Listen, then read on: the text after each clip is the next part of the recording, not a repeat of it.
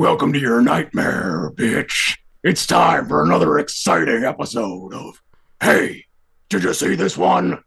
Bitch.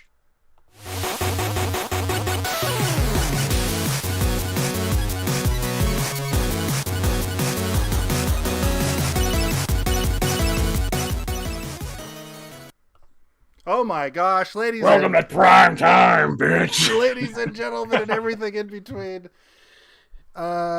That's crazy. That if you were here for our lead up to this episode, we totally had to do that like 4 times. And in the history of the show, we've never actually had to do have Steve multiple do the takes. intro. Yeah. Well, I mean, we could have. We just never did. That's- Also, Steve, you said "yeah" just fine. Well, that's because Freddy wouldn't say you.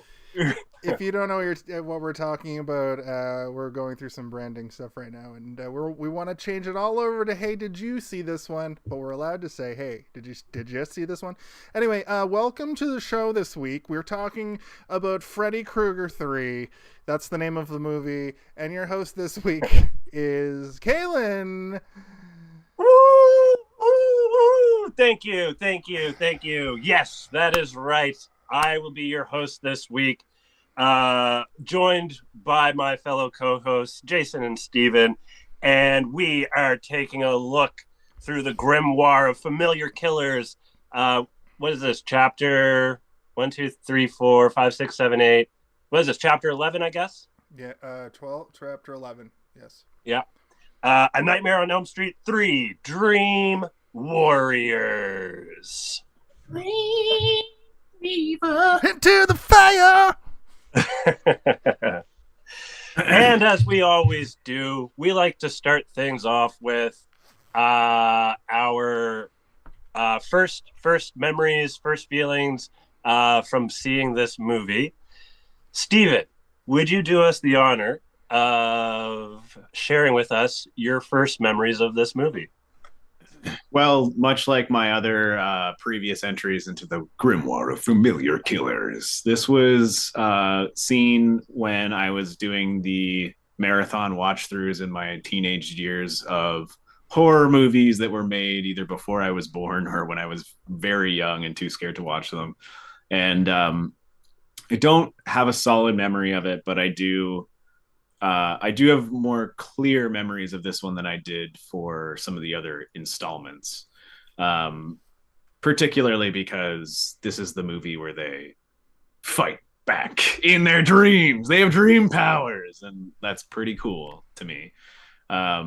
Freddy Krueger has always been sort of omnipotent in the dream world up until this point, so I like that these kids are able to fight back with dream powers.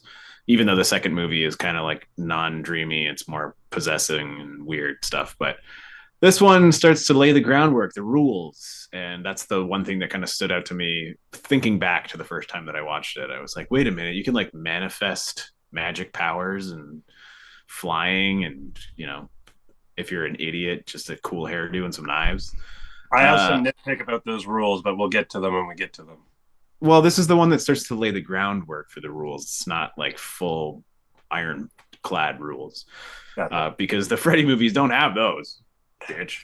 But I think that's all I really have to say. I don't have like a set in stone memory of watching this for the first time, but I have watched it a number of times since then, and I've always had sort of an affinity for this one and the rule building and sort of the lore extension that it provides for us. But I'll pass it on to whomever you choose to be the next in line, bitch. So many options to choose from. But thank you for sharing with us. Sorry. What are you shitting?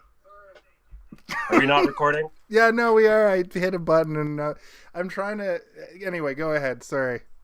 Thank you. This is our producer, Jason. Holding it down for us behind the boards, as well as in front of the camera. And why don't you tell us about your first memories of this lovely tale? I was too scared to watch this movie as a kid, so I watched it yesterday. But what I will say What I will say about this movie is 1, 2, Freddy's coming for you. 3, 4, better lock the door. 4, 5, crucifix. 5, 6, crucifix, or whatever. 6, 7. You're gonna break it down in heaven, bitch. As a kid, I distinctly remember. I think I mentioned this after one of the other ones we did. How these fucking movies got a stranglehold on these, like, on the rural latchkey kids, the ones that were allowed to watch it. So they would be coming to school and saying all the things from the movie. And I distinctly remember this one being very popular amongst the 8 and 9-year-olds who were allowed to watch that. This one's got boobies in it. Those movies, they're fantastic. Those are the nicest set we've seen in a movie yet. But the thing is like, it's so fucking... I agree. Listen, I'm an aficionado of the sport. They were fake. Yeah, those were definitely big fake titties. My point here is that the era sort of made it scarier when you would see these kids talking about these movies, because not only was I too scared to watch it myself, but you realize that these, like, other 8 and 9-year-olds are so hardcore that they're watching Freddy Krueger murder. Yeah, I completely agree. I have so many of that same sort of instance of being scared of something without even actually being threatened to have it shown to you. You're like, I'm scared of you just talking about this. Stop. Unlike the other ones where I'm pretty sure that if I saw, like, the first Child's Play young... Maybe this is actually, you know what? I watched the most unscary movie ever. I think I mentioned it on the show, but I watched Killer Clowns from Outer Space, which is negative scary. It's actually a hard comedy, like, both in that it's written funny, and also that it's comically bad. Accidentally? Yeah. It's like, it's meta hilarious. That was too scary for me, and I did watch it. So maybe I am giving myself a little bit too much credit. But this movie would have this would have broken my brain, because the special effects in this are leaps and bounds. Like, there was money put into the practical effects in this, and some of the stuff, like the sinew puppet part, like, I was like, ugh. I have this thing with gore where, like, I can't look directly at it if it's actually affecting my empathy. Like, if I start getting that quease, I have to look away. And that sinew puppeteer, actually, I got close to being like, I can't look at this. But then I was like, I want to know. You can almost feel it in like the inward parts of your fingers, like the way he's like you would imagine it would probably make your hands start to, like, move, like something pulling on that, and your hands start to get uncomfortable. The pit of my stomach too, right? So, as far as my first time... There was no sinews coming out of his stomach. Why that affected? Because I'm get queasy. Because your stomach is your second brain. That's why. Yeah. So, we're going to move right past that. And your butt is your third brain. It's true. My penis my favorite. Also my third brain. So, I put my... No, don't finish that. I want to just let everybody know that I'm putting up the old episodes from the Instagram days with just me and Kaylin, and we go on a tirade for about 6 minutes about cum. So if you want to go check that out, check it out. It's not great. I don't remember that. Neither of us did until I watched all of it in its entirety today, and could not look away. It's entertaining. We're very entertaining individuals. We're enhanced with Steve. Conversation starts when Steve joins the show. Then it was just us saying things. Anyway, that's my little side tangent. That's my history of this movie is I watched it yesterday, and I fucking enjoy it. Well, thank you. Also, I forgot to mention at the top of the episode, warning, the following program contains coarse language and rewind. Warning, the following program contains mature subject matter and coarse language. Viewer discretion is advised. Perfect. There you go. Take 2. He got it on take 2, ladies and gentlemen. Usually it's take 3. Yeah, I tried 3 takes of opening the show and I couldn't get it. We're comedy. I got it on take 1, and then you didn't record it, so I had to do it again. Well, I did record it. I just didn't do the right sequence of buttons. Events. All right, cool. Which brings us to myself. So I mentioned before, for most of these movies, my first time was, I think, 2 years ago, around the height of COVID, and decided to check out these old classics that, growing up, weren't my cup. Not to say that I was scared per se, it just wasn't something that I found enjoyable. All right, we get it, Kaylin. You're brave. Yeah, you're Jesus hardcore and Christ. brave. And everybody loves you, and you're so handsome. And I would be None of your those things are boyfriend true. if we lived in the same city. But I do have an interesting rewatch experience. So for this week's episode, I watched it first on Sunday and then again last night. On Sunday, when I was watching it, it was late at night. I had a little bit of medicine, and it kind of made it like an interactive movie, because like I was like fighting not to sleep and they were fighting not to sleep, and it was like I was a part of the movie. It was awesome.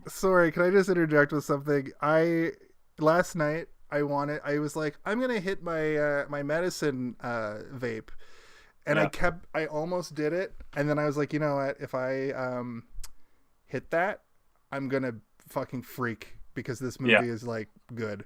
Steve's actually getting nightmare murder right now.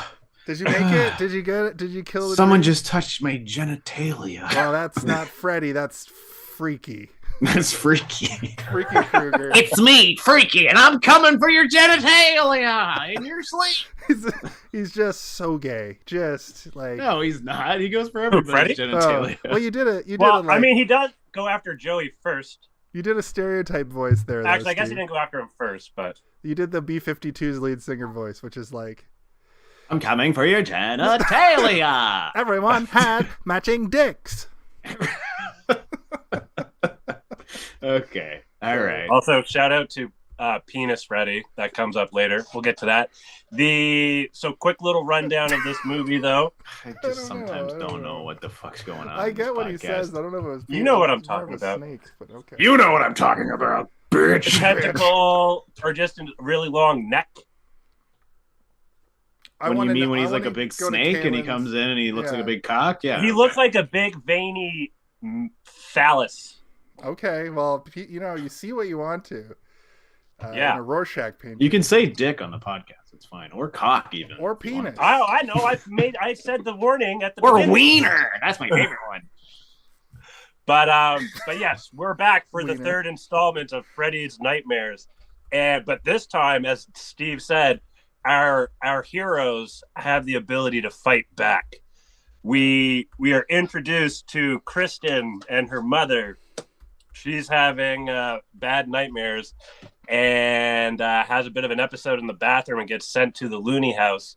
Well, what do Is you that guys think appropriate? about the opening credits? Like the ding, ding, ding, ding. The New And, Line like, Cinema logo, the red and black New Line Cinema logo. I like when I first saw that. I'm like, oh man, this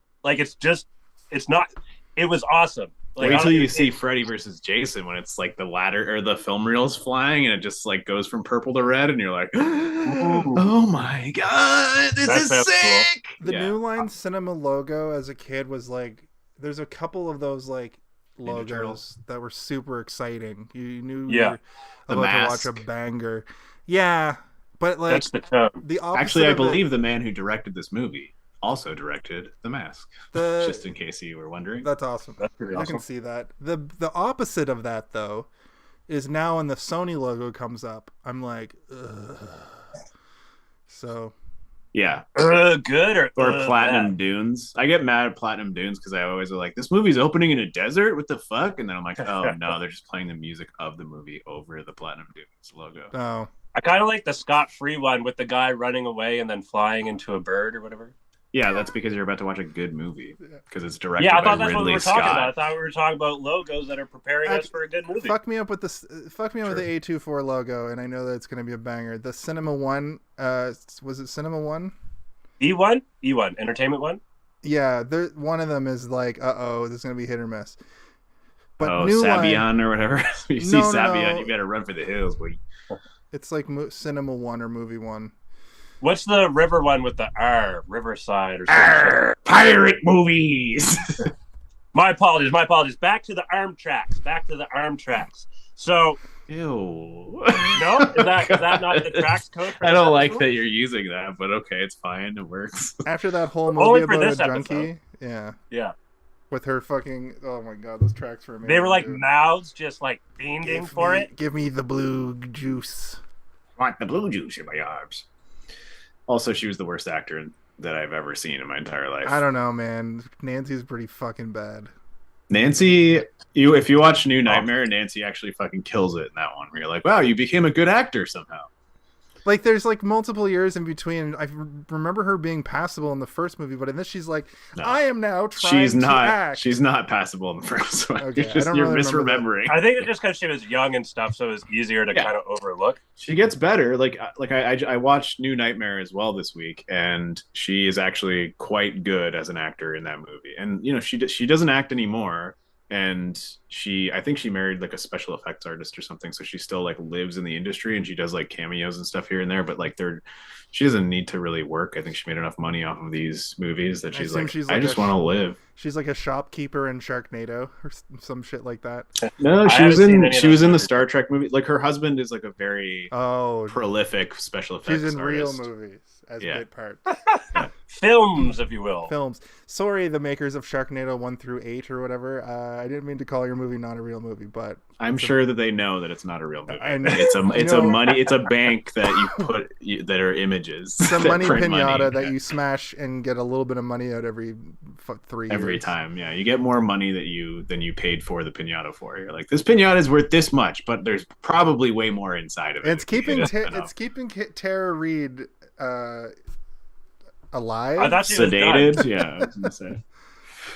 Is she still doing stuff? I thought she was keeping her sleepy looking. I think she's the main character in all of them. She's like the main actor in all of the Sharknado movies. If I could be mistaken. That's too bad. Well, they're not great movies, Kalen. All right, let's get back to the arm tracks, as Kalen would say. Yeah. Exactly. Now, Steven, you might not be able to speak to this, but Jason, I can speak at it. Patricia Arquette, aka Kristen, kind of reminded me of Sabs. Not so much reminded me of Sabs, but like she kind of like just the look of her kind of reminded me of Sabs. Sabs is a bartender we used to work with and a dear friend. Something that all of our listeners will definitely know what the fuck you're talking about. But I will say I can speak to that, Caleb, because my wife, who also nobody here will ever know or see unless she comes on the show. Is she imaginary? I'm just joking. She's imaginary, yeah. She comes to me only in my dreams. Bitch. She walked into the room while I was watching it and she goes, "Do you think that I look like a young Patricia Arquette?" And I was actually kind of like, yeah. So a little bit. Is she strawberry blonde? Yeah. Or blonde? To answer the question from before too, Tara Reid plays she plays April Wexler in 5 Sharknado movies.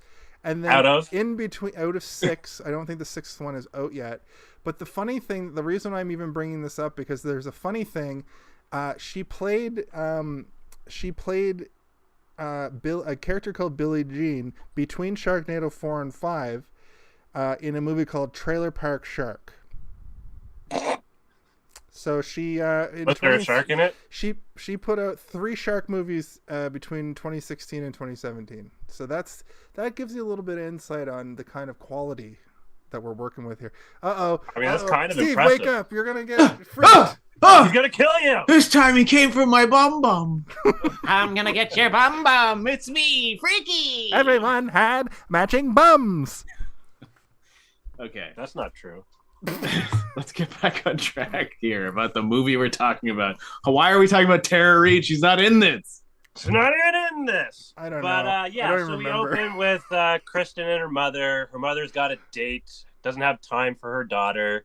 So at this point in the movie, I'm like, oh, they're like trashy people. Like I thought they were gonna be like poor and like the mom is like kind of a, for lack of a better term, whore. You could have said Jesus Christ, Steve.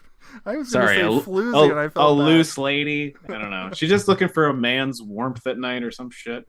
But I mean, all those things are still true. But she's rich. They have like a giant house and a housekeeper named Teresa who you never see. Maybe she got a good settlement. Settlement from what? Well, there's no father in the picture, so Yeah, he probably died. that's what I'm saying. Maybe she got a good settlement. Well, Actually, he he did die. We know this Yeah. because she talks about it in the movie. He helped murder Freddy Krueger. He's a Krueger murderer. He's a Right, Krueger. but I'm saying He's maybe a the mom got Krugerer. good settlement. That's why they're okay. It's not a living in settlement, man. It's an inheritance. When someone dies and they're your husband, you get their money. They don't. They have a take good it from you. insurance plan or whatever. Yes. There's nothing that you're saying is incorrect except for settlement. But I object. what I'm saying is they are rich. There's no need to Are they go any rich? further Or are deeper they into just, the like, lore of why they're Middle rich. class. Well, I'll tell you exactly. Their house is huge and they have a housekeeper named Teresa that yeah, we but never think see. about it. Think about it. It's 1988. Houses Okay. costed $50 to $150K. No, they cost like a picnic basket full of ham sandwiches back Yeah. then, I think.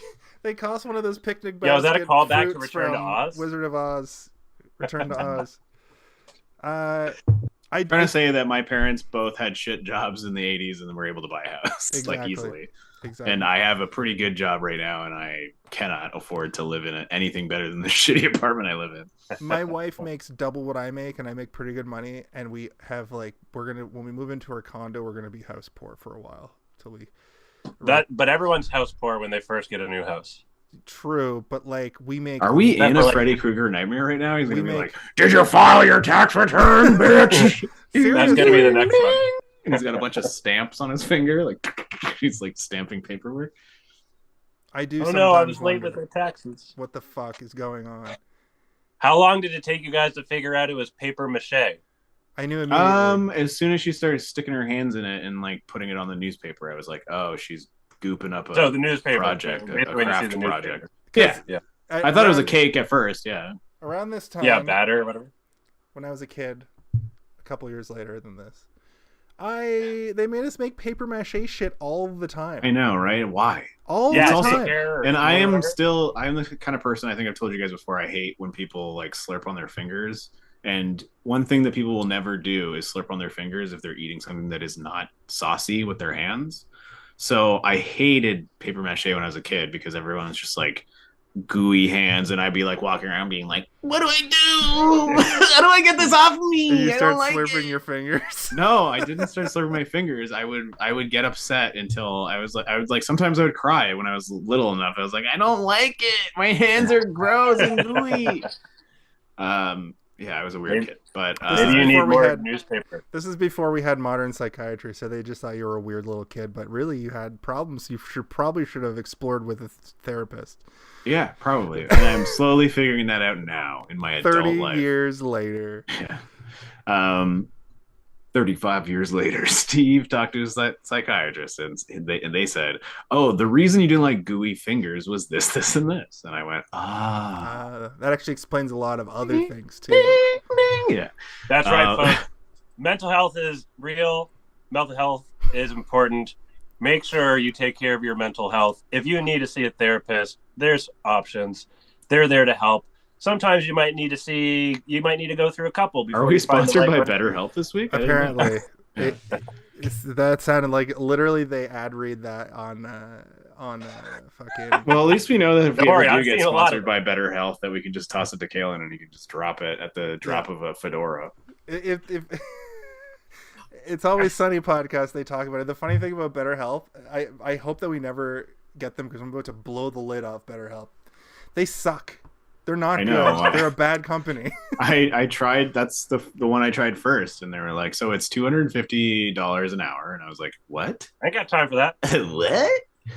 And then I just went to my doctor, and they like gave me like a referral, and then it was covered by OHIP. Yeah. Anyway, Anyway. so let's go back to Also, Ontario health coverage, pretty great. You can get mental health coverage now easily. Her you mom guys comes ever home eat and a she's a spoonful of slut. She's Sorry, a slut who looks I'm like she came channeling from my a Chucky. prom. She's wearing pearls and she's wearing a fur coat, and she gets into it with her daughter, and she's like, "I have a guest," and he's like, "Where's the bourbon?" In the downstairs area, and she's like, "I'll be there in a second." I do just want to sort of stick, before we go into the movie, there were a couple of things I wanted to point out about this intro as it pertains to the other movies. And absolutely, I had so much more fun just watching her build this paper mache because it's something is happening visually while the credits are going. But then I had a good, like as soon as the credits stop and you see what's happening, I got a laugh out loud moment where she takes a spoonful of what I assume is just caffeine powder, slams it. I thought it was coffee, instant coffee grounds. Oh, was it instant coffee? Well, anyway, she slams instant coffee and then takes a giant chug of Diet Pop. Diet Coke. And then turns on Dawkins. She turns on the radio and Into the Fire by Dawkins is playing. That's when her mom walks in. I love that song. There's just a little tidbit about that song. It was used prominently in a pro wrestling show within the last couple, like right before the pandemic. No, I thought you were gonna say, and that's when Freaky came into my living room and said, "This man has an erection." And then he painted my fucking toenails. It was crazy. I thought you were gonna say you painted your dick like a lighthouse. Ding, ding, ding, ding. And then Willem Dafoe and fucking Edward Cullen came Robert Pattinson had sex on your living room floor in front of you. Started fucking a mermaid right in front of me. Spoilers for The Lighthouse. They fuck a mermaid. They do that. Where's the hole? It's crazy what they It's show. like a fish flap. It's not a hole. Yeah, it's crazy. The movie rules.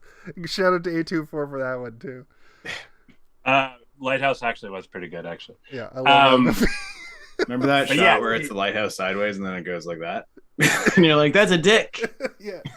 Wait. Is that real? I can't remember. Yeah, there's a shot where it cuts the lighthouse and it's sideways. And then it just goes like that. And it like rotates sideways. And you're like, oh, it's a dick getting hard. That's funny. Nice. I like that. I didn't even notice that. Yeah, the whole movie's about how those two guys want to fuck each other. Yeah. Yeah. Or fuck the mermaid that they have up in the roof that may or may not be real. I don't remember a mermaid though. You don't remember the flash? Like it's just like a flash, and it's just so like vivid for like just a moment. And the implication is that Willem Dafoe's up there banging. He's alone. He's a lonely guy. This actually pertains to this movie because all of the movie like is very dreamlike. It is very much like you don't know what's real and what isn't real. Because they're all sleep deprived. They're sleep deprived. Nice. They have no they have like the same. They're all wasted all the time. All they have is bourbon and stew. I do like that they jump like pretty quickly from her to a Freddy moment where she gets her wrist cut and her mom obviously thinks that she's trying to commit suicide, but it was Freddy sort of maybe like possessing her. And okay, go ahead. I was just gonna say my second laugh out loud. I went from shock to comedy because the realization that she's cut her wrist, the mom sees it. I was like, oh fuck, that's what he's doing in this movie. Because during that dream sequence at the beginning, we see a bunch of kids hanging, implying that I don't know if those are meant to be the kids from the previous movie or if they're just like souls he's taken, which we find out later that like he's being powered by the souls. So she sees a bunch of people hanging. She snaps out of it, and her wrist is cut. But when she falls over. It's like a comedy it's edit, like yeah. I was like, what the that was so out of place. Like I wrote down in my notes, like, was that a comedy edit? Like it was like so like whoa, and then, like, immediately cuts to a mental facility. Yeah, that's a comedy edit, man. That was it was like a Judd Apatow moment. It was like a Judd Apatow like comedy moment or like a John Hughes. I think Judd Apatow directed this movie. And The Mask. And The Mask. And John Hughes was there. And they fucked in a lighthouse. How did you like the faucet? The handles. I liked it. And when it came out, it looked like the pipes almost looked like a forearm bone, like the sort of like dual bone. And it looked like a skeletal arm, which was pretty cool. I was like, this is good design. The effect of the claws coming out of the like handle too looked really cool. And that's another point where I was like, this movie's gonna have some crazy shit in it. Like this movie's might actually be a little bit too much for me to handle. And then what I learned throughout the movie is that I can handle anything on a screen, assuming that it's not, extremely horrible.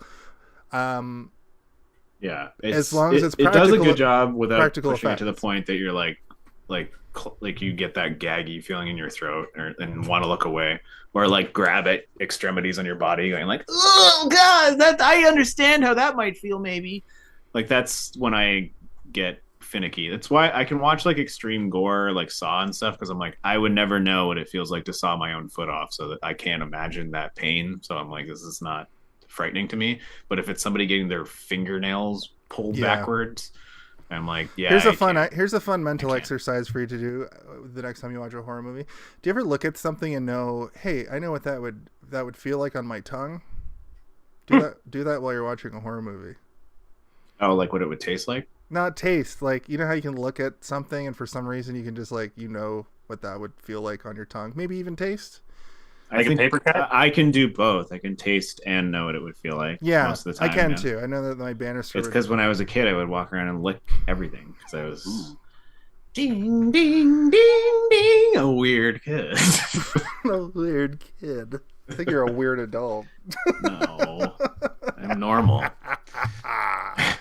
What is normal? What does it mean to be normal, Freddy Krueger? There's a good. It's simple, really. It's simple, bitch. Just don't be a fucking weirdo, bitch. And get high.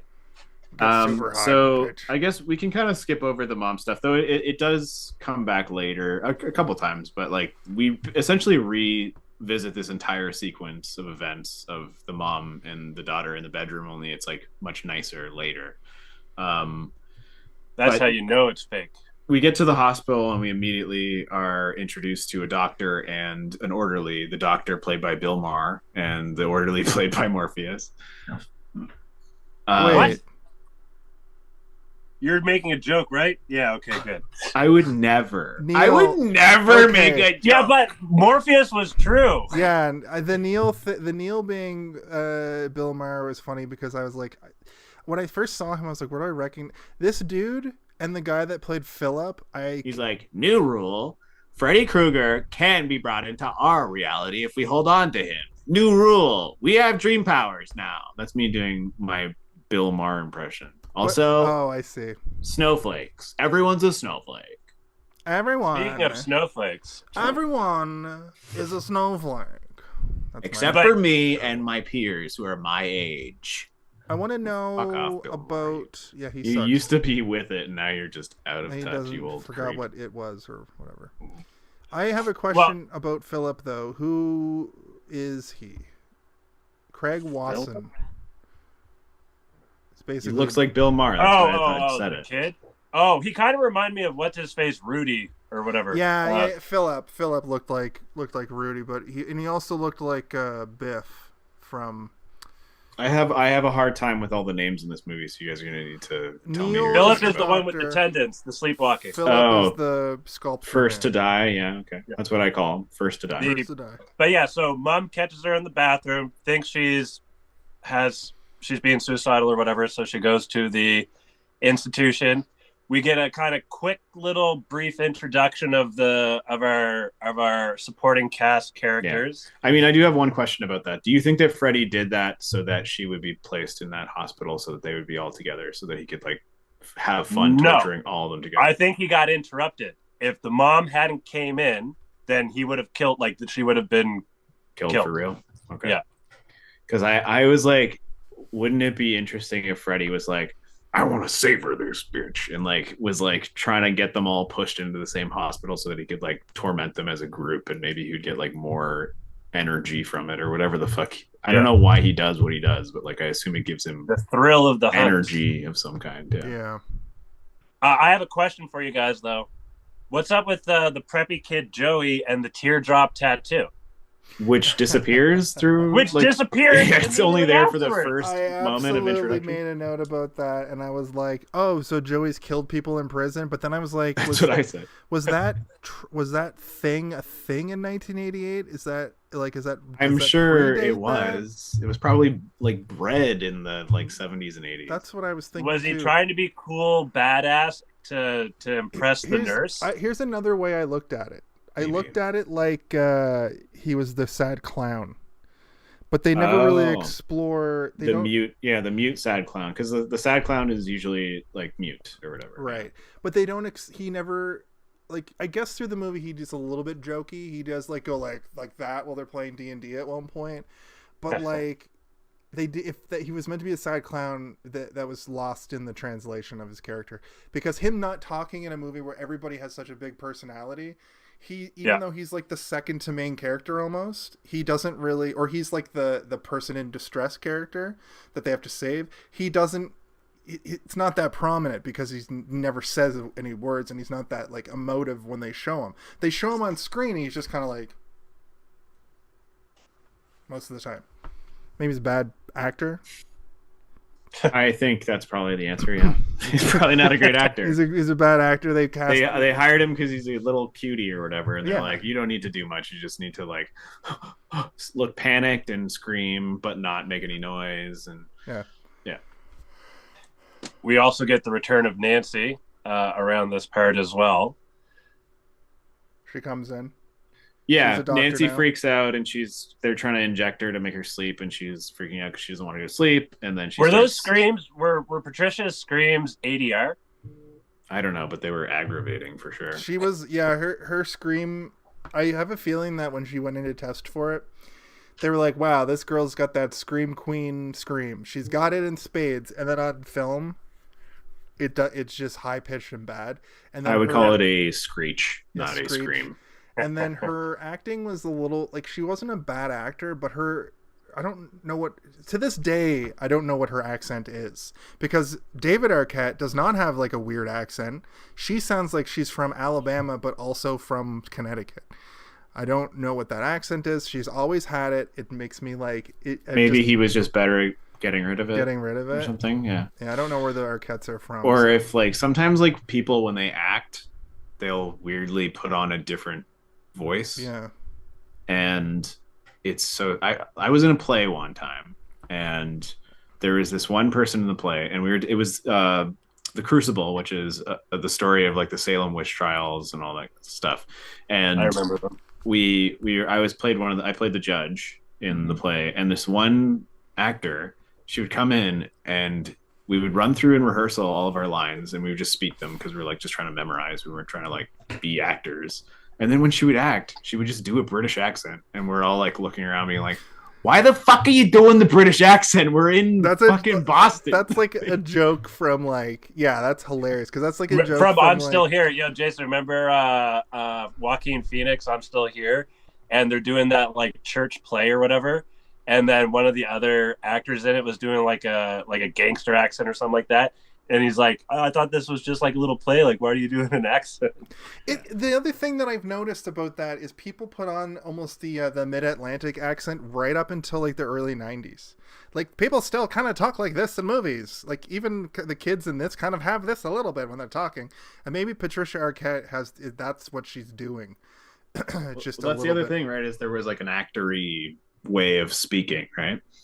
And maybe that's what it is, but maybe she does just have like a weird accent that she hasn't been able to drop. But I don't know. I'm not overly familiar with Patricia Arquette's filmography. True Romance. Add that one. I own True Romance on Blu-ray. But I saw her recently in that David Arquette documentary about his wrestling career.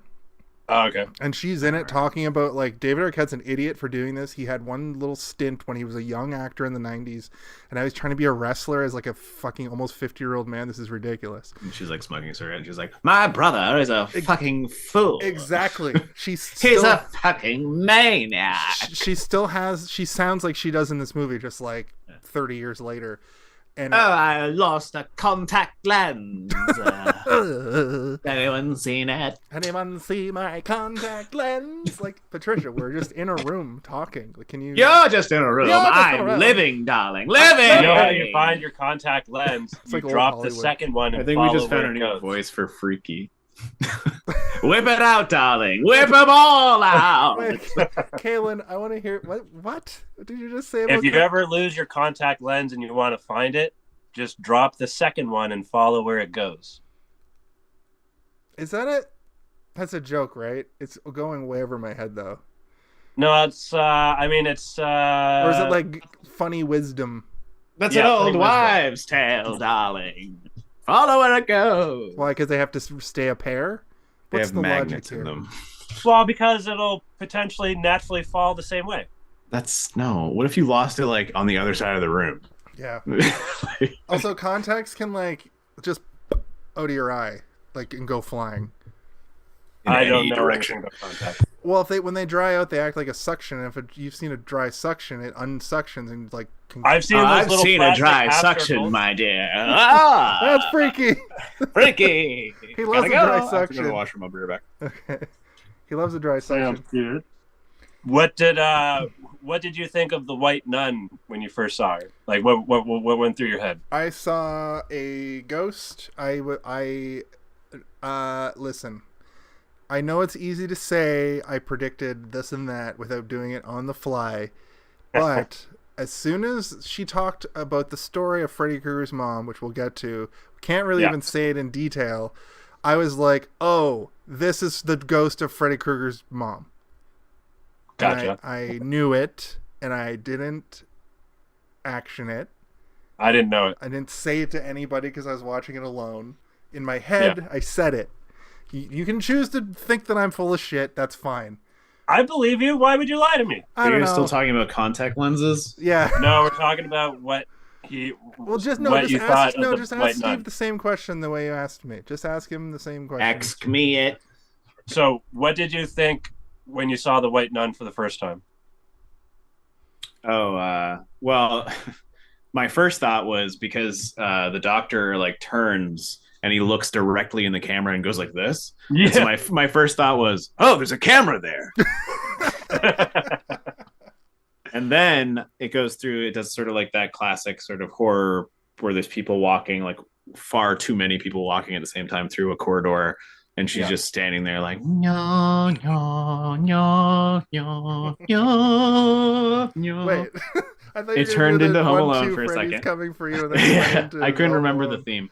But you had it, and then all you had to do was just keep doing that. True, I should. Yeah.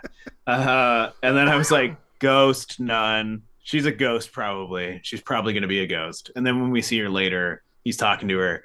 And then Nancy comes up and is like, "Who are you talking? What are you doing over here by this old ass tree?" And he's like, "Oh, well, I was just talking to nobody." No, never mind. I Losing thought my Freddy might have been noodles? trying to fuck with him.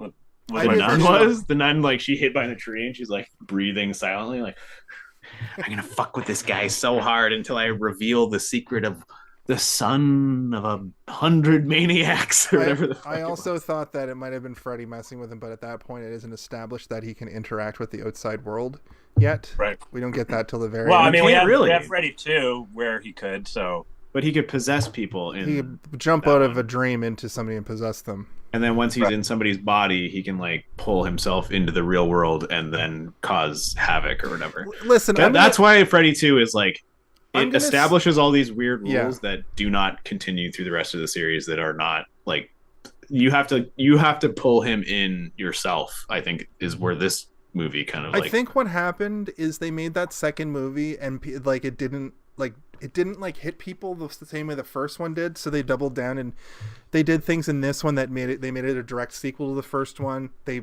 didn't have any of the possession stuff, didn't have any like thinly veiled like subversive. yeah, I think the second movie made its money back enough, but they were like, but not enough that they're like, we want to continue the story of Jesse and Freddy being a possessor. We need to go back to the original looking at the formula. other horror movies of But the they also era, brought too. back, because Wes Craven did not want to make this into a franchise, so he didn't come back for the second movie, but he did come back to do story credit and stuff. And he's like, no, he's a dream team. Yeah, he saw the second one. He's like, wait a second. Yeah. No. You guys really forgot the whole thing. He's a dream man. He lives in dreams. He He doesn't fucks just with you come in into the real dreams. world and murder a pool party. I think this movie might have been Wes Craven's like depending on how much he actually put into.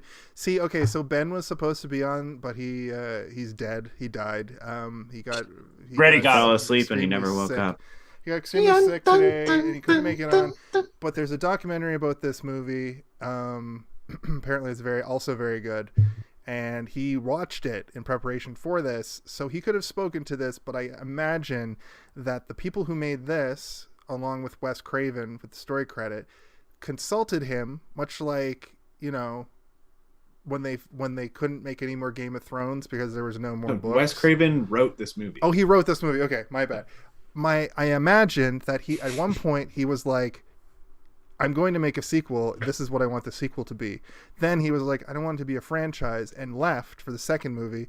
And then they just made whatever that was a whole other thing. A very good movie as well, though. It's a great movie, but it's different. It's a different. They came back. Some might call it super queer. It's queer cinema. Aggressive subtext. Aggressive subtext. Hardcore subtext. Is the subtext of this movie AIDS and seeking help or protection? No, it's suicide and mental drug health addiction and drug addiction. Well, where did you get AIDS from? Well, there was. If anything, the second one is AIDS more than this one. There was a part, though. There might have been a couple parts, but there was one part that stood out. The second one is queer fear. It's no, I just know, like... I know, but like in that era, that was on everybody's mind as it pertained to. I guess you could consider Freddy Krueger AIDS incarnate in that movie. But there's a moment in one of their group therapies, one of the first ones, where she says the doctor lady says something about sexual, where did I write it here? Proclivity. Sexual overt sexuality or something like that. That's because and then Kincaid's like, "Oh, my penis is killing me." Yeah, but she also lists drugs, alcohol, and he meant literally also... as a joke that his penis, his horniness is killing him. Because it's causing you forgot to listen to the other 5 things she listed. No, I heard those too. I was just also thinking of I was just really into the dick part. The doctors leads us to. The doctors continue to ignore the fact that the kids are like, we're all seeing the same person, and it's making it. You're perceiving us as killing ourselves, but Freddy's making us. And I know this sounds crazy, but Freddy's making us. He's killing us in our dreams by making us kill ourselves in our dreams, which in real life looks like we're just killing ourselves. But how did that girl put her whole head through a TV that was 6 feet off the ground? Yeah, you're jumping ahead quite a bit, because in the first meeting before the Muppet Man gets killed or whatever, when he gets puppeted to his death. Philip. He is the one that says, like, you guys are all seeming to forget that we all dreamed about this guy before we even met each other, and nobody seems to think that that's amazing in any way. And the doctors are in a mindset where they're like, you guys dreamt of something and met each other and have now connected through a group psychosis and created an image in your mind that wasn't fully formed before, and you've now fully formed it because you've all met each other. And like, I guess that's sort of the importance of why you should keep people who are psychotic away from each other until you've had enough time to gather data to understand what their psychosis is before you put them together. Which is why I was asking you guys earlier, do you think that Freddy pushed her there? Because it would like only exacerbate their psychosis that they're going through, which they aren't, but it would allow them to encourage one another to stop sleeping and like stand guard for each other to not go to sleep and all that kind of stuff. Because Freddy even says later in the movie, like, I wanted you to stay awake long enough so that when you fall asleep, it'll be almost impossible to wake you up. And like, that's, if he's trying to do that, then if you get somebody to stay awake for 3 days, then when they fall asleep, they're essentially in a coma at that point and you cannot wake them up, right? Which is why I was like, is he trying to push these kids together so that they like, amp each other up in their own minds? Because everybody has to go to sleep eventually. You cannot stay awake forever or you will just die. Yeah. I've stayed up for like 20, I think my max is like 28 hours. I used to do all-nighters all the time when I was a teenager. And I think one time I made it 28 hours. Got you beat there, pal. 28? That's only 4 You remember the hours. Escape from New York episode? What? You were both saying things. Sorry, I said, do you remember the Escape from New York episode? I was awake for like 36 hours at that point. Oh, yes. Right. That must have been trippy. Well, you saw it. Go back and watch the episode. Yeah, go back and watch what remains of that episode. No, 28 hours was like, maybe it was longer, but I remember it being 28 hours because I stayed up all night and then I went to the mall in the morning. And then I came home at around, got home, went to the comic book store at the mall and was like looking at action figures and comics and stuff. And I came home and I went to sleep and I slept for 24 straight hours. Nice. So when I stay awake for a really long time, I still only sleep the same amount of time I would regularly sleep for. and you still feel fucked up, but then you can like easily fall asleep for like a couple days after. Like I have suffered from insomnia in the past, and it's like it's not great. You start to think things that aren't real, and like it's fucking wild. You become crazy. But I think my record was like 3 straight days of like, why am I still awake without like uninterrupted sleep? And at that point, yeah, I would have believed that somebody was coming at me with a scissor glove, and like, like, oh. But would you have believed if the three of us were in a room and we all fell asleep and then we're like, hey, what are you doing? I would have woken up and then saw Kalen dressed like Freddy Krueger and tried to kill him. He's gonna kill me. But really, he's not burned, but I really, know he's got a burn mask under there. And really, you're just in the you're in the shoppers downstairs in your building, and you're just like killing an old guy.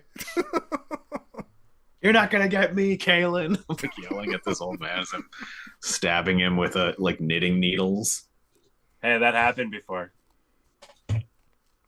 What? That thing I just said? Yeah, my uncle stabbed my mom in the leg with a knitting needle. To death? Are you allowed to talk about this? Yeah, they had fun. Jesus. What the fuck?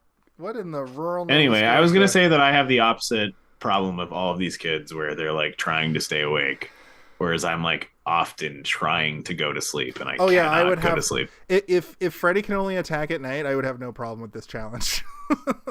But it's not that he can only attack at night; it's that he can only attack when you're sleeping. So like you could be usually asleep on a bench in the park in the middle of the day, and he'll kill you. Yeah. Is hypnosil a real thing? Do we know? Oh, I never looked is it up. Is it a thing that block? Like, is there a? Even if it's not called that, can you have a thing that just blocks your hypnotherapy dreams? Or whatever? Hypnosil. Hypnosil, that drug that Nancy takes to like block her dreams. Right. I have an even better question. Has a hypnotist ever hypnotized themselves? Hypnotism is not actually like a real thing, Kayla. Let's pretend it is, though. How? Then sure, yes. I'm sure. Also, I didn't know Lawrence Fishburne was in this movie, so when you first see him, I out loud was like, Larry! I had that reaction too, and I had that reaction to Patricia Arquette. And I was like, oh man, who else is going to be in this who's like a huge actor now? And then I was like, oh, that's literally it. That's all. One of my friends worked on the show Hannibal, which is filmed in Toronto, and Lawrence Fishburne was in that show as the like police chief man or whatever. Can't remember the name of the character, but he told me that like one day he was lighting Lawrence Fishburne, and he was just like holding a light, and like Lawrence Fishburne went like, easy with that light. And he's like, oh, I'm sorry, Mr. Fishburne. And he said, hey, you don't need to apologize, and call me Fish. I was like, what the fuck? Lawrence Fishburne asks people to call him Fish? That's sick. That's like that story about what's his face from Escape from New York that Ben told on the show about his buddy going to Kurt Russell's house, and he's just a fucking weirdo. These actors are just weird. I worked at Loblaw, and I worked at the coffee station at Loblaw. And Lawrence Fishburne came in because, like you said, he just lives in Toronto and works in Toronto, and at that time was on Hannibal. And everybody was like doing the weirdest fucking thing that I've ever seen, where nobody would approach him, but there were little like crowds, bubbles of people. Yeah. Yeah, like just like 10 feet. Yeah, I saw the other guy, like the guy who played the main guy, Mikhail. Mikhail. You don't know from this movie? What? The main doctor guy from this movie? Is that what you're saying? No. We're talking about Hannibal. No. Not German guy. Not Mads Mikkelsen, the guy who plays he's German, right? The detective guy. I'm not talking about Mads Mikkelsen. I'm talking Hugh Dancy. No, I'm sorry. I was trying to remember the character name. Hugh Dancy. Yeah. Will Graham. Will Graham. Yeah, and I saw Will Graham, and he's so short. Shorter than me. He looks short. Like, his picture makes him look like it's a headshot, and I'm like, that guy's short. It's like him standing next to like basketball players. You're like, this picture really makes him look short. No, it's okay. It's just his headshot on like a red carpet, and it's like that dude's hilariously short. It's like a person's wrist next to his head. You're like, this guy, I think, might be really short. Anyway, I saw him, and But I did see. I said, "Hey, Hannibal, such a good show," and he said, "Hello," and then I said, "Nothing." Bye. After that. And I said, "Okay, I just want to say good job." Goodbye. Like, okay. I did also see Ben Mulrooney at that. The only other like celebrity I saw was Ben Mulrooney, and all he is really known for is being on like Entertainment Tonight and whatever. I do have a Mads Mikkelsen story as well. When I was working at Casa Loma, that was pretty fucking wild. My story is literally just that nobody cared about Ben Mulrooney. Well, I went down into the tunnels beneath Casa Loma, and they were filming that movie Polar in Casa Loma. And I went down into the tunnels because it was the end of the games and stuff. And like I was there doing like auditing and stuff and like watching people run the game and making sure they were doing it up to snuff or whatever. And I went down to take a shortcut through the tunnels, but I didn't know they had started filming shit. And they were doing they were like rehearsing through the tunnel, I guess. And so I came down and I went down the stairs and a person ran by me and I was like, what the fuck? And I looked, then I looked the other way and Mads Mikkelsen is running with no shirt on, like at me. And I was like, whoa, no. And then he was like, oh. And I was like, what the fuck? And then he was just like, we're filming. And I was like, you're filming? And he's like, well, no, we're rehearsing. And I was like, I didn't know. I'm sorry. I liked you in the James Bond movies and the Hannibal show. I gotta go. I'll go take the long way around, I guess. I liked you in Death Stranding. And then I saw him real freaky. And I was like embarrassed. I wanted to go talk to him, but I was too scared. Now you'd seen him without his shirt while he was trying to rehearse. And he yelled at me in the He yelled tunnel. at you a little bit. He thought you were probably some AD. Probably thought you were like the fucking... He probably thought that I had ADHD, and he would have been right. He would have been right. How do you guys feel about melting tricycles? I thought the melting tricycle was fantastic. Yeah, what I said was, oh no, that tricycle has a wound. And then I said, that's one hot rod as it started melting. It's pretty good. I'm turning into Freaky, by the way. The new character. Around this point when they're talking about, they talk about another kid who was there and I guess died because he was trying to stay awake so hard that he cut his own eyelids off. I made a note about that because that's messed up. That's so fucked. And this is one of those things like Chunky 3 where a lot of the stuff they're talking about or the implications of things is a lot scarier.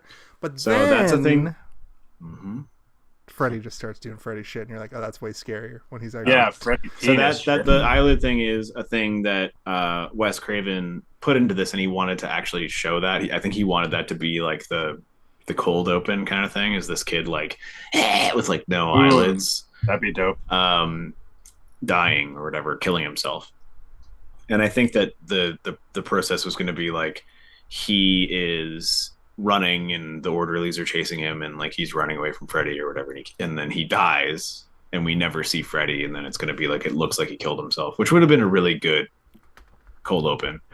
But then he also tried to recycle that idea again for New Nightmare, because Wes Craven is a character in New Nightmare, and he wanted to have himself be obsessed with writing this Freddy script where he's trying to like focus the energy of this demon, and he was going to be in the back of a van where he like has a guy driving him around, and only the two of them believe that this demon is coming to Earth.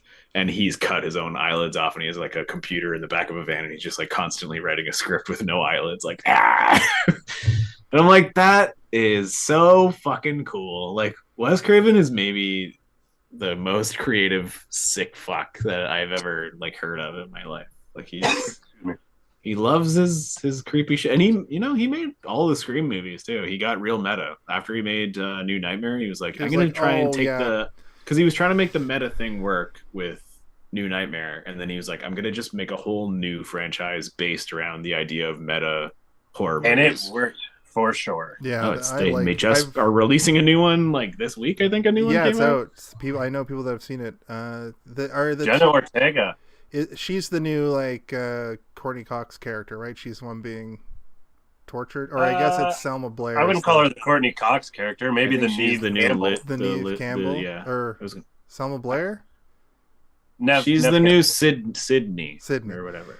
Yeah. The first Lord. 4 are all Wes Craven movies. Didn't you The ones learn that your are not. lesson, Caitlin? That was No. problematic in 2001 or whatever the fuck that movie came out. But Freddy was a penis, so much so that they had to put slop on him so that he didn't look so penisy. We Wait, they not put at the, slop on him to make him look less like a penis? we're not at the Well, yeah, it was sloppy like that penis part green- yet. Green goop or whatever. So because he was his like burnt skin color, which is like he looked He like did look way more like a dick in the early... he was a fully. So there's like a regular circumcision, and then there's like if you like circumcise the whole shaft. Okay, I can kind of see that. What the fuck? Like if you deglove a penis, de-penis a penis, So it's like if there's no skin on a dick. de-sheath a penis. I think the God! vagina Oh is the God! No! No, the vagina is and the I'm sheath. feeling it in my wiener. It's me, Freaky, and I'm back. But No, this is now where he we sounds like learn- Freddy. What the hell happened? We You learned got about real- Kristen's It's me, power. Freaky. I've been to hell and back. Now I sound like this, bitch. What the Freddy as a penis, for lack of a better term, I thought he was like supposed to be like a freaky snake. He reminded me of 2 things. He reminded me of the on the front of Jason Goes to Hell, there's like a hell worm going through the mask, and then also in like Beetlejuice, the sandworm, but with Beetlejuice's face on the front of it.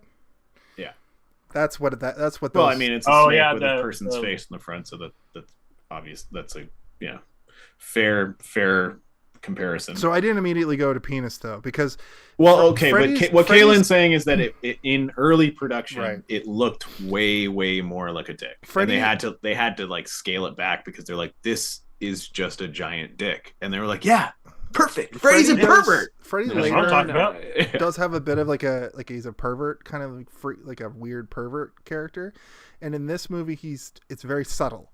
But now that you guys have mentioned it, I think that moment is meant to be that for sure. And then the other one that I noticed is in one of the mirrors, like when he becomes Mirror Freddy and he's in all the mirrors, and one of them he's just going, Yeah.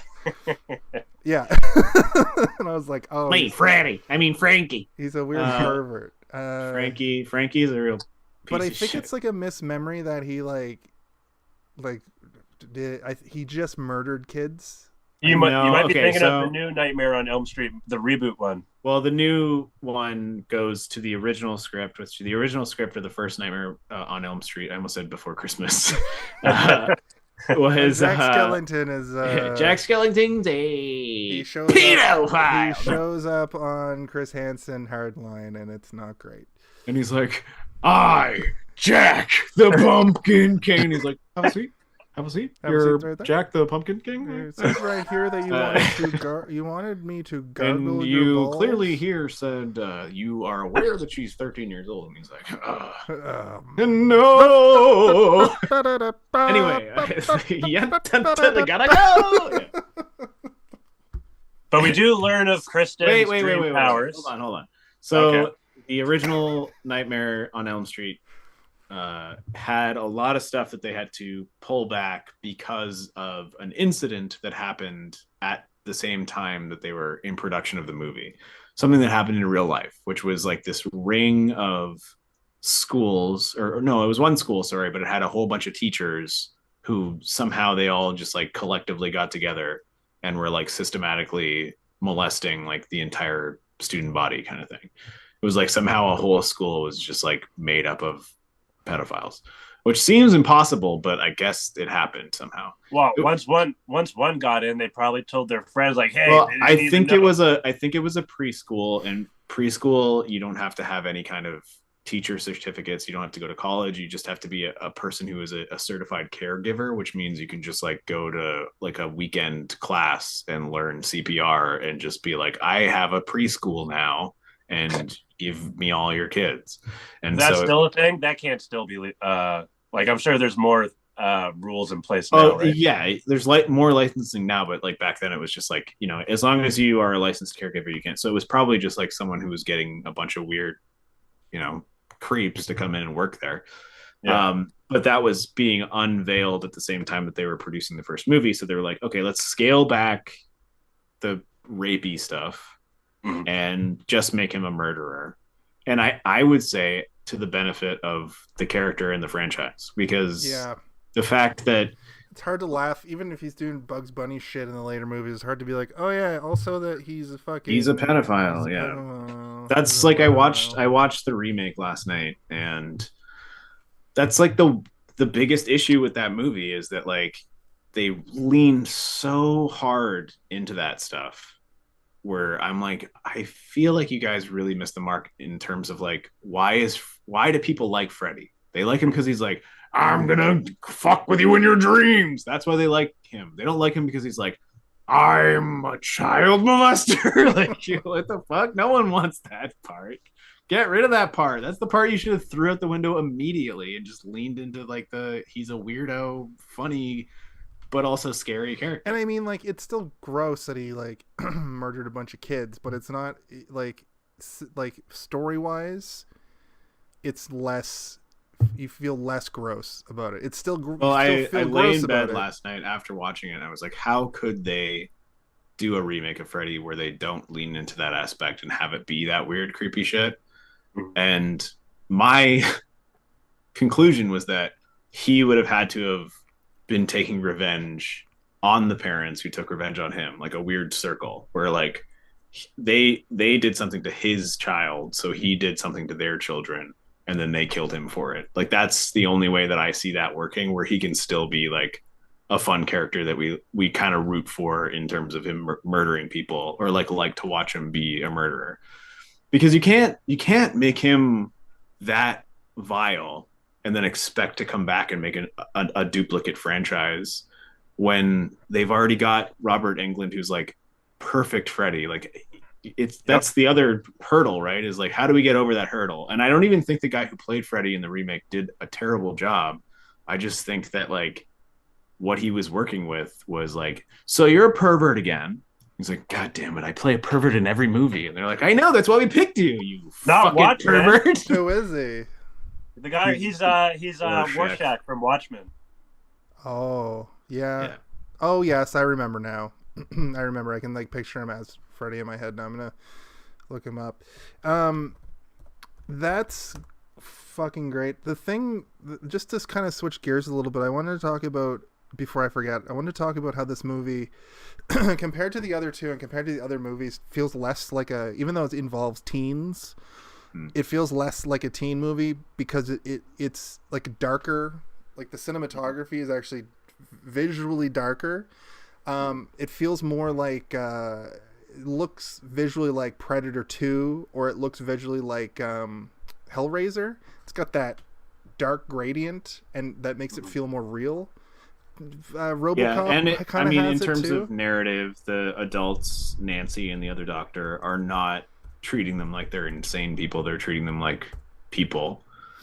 Even Lawrence Fishburne, to a degree, is like, he's not like, he loves them. Like he keeps referring to them as like his kids or whatever. Like, I just lost another one of my kids tonight, kind of thing. And I was like, this character should have also been brought into the dream world. They should have like yanked Lawrence Fishburne into the dreams to like take care of business with Freddy. I think he would have been able to knock Freddy's lights out for a second, you know? Well, Kincaid had kind of filled that. You know, he had the super strength. He had the one-liners. That's racist, Kalen. You're a horrible racist. You're worse than Freddy. I set myself up for that one. My apologies. But we do get introduced to Kristen's dream power. She can bring people into her dreams, as you were just now mentioning, wanting Lawrence, a.k.a. what's his character's name? Max, to be brought into the dream. Before we get into the whole Dream Warriors thing, for my whole life, I guess this is an extension of my like history with the movie. I thought that all of the kids had dream powers, but in a way that they band together and defeat like Voltron? Freddy? No. Well, yes, but not. They'll open their mouths and like one of them puts their legs in each mouth and hands. I'll forget it. They come together to defeat Freddy, like a group of 5 or 6 of them, and don't die, and other people are getting killed. I didn't realize that the targets are the Dream Warriors, and all of them but 3 end up dying. Well, they're trying to save mute guy. Well, at first they're trying to save They're trying to save all each Patricia other. Arquette. And then while they're trying to save her, Joey gets... No, Joey gets taken first. I know, but Patricia Arquette's in the asylum before that, right? No, that's later. That is later.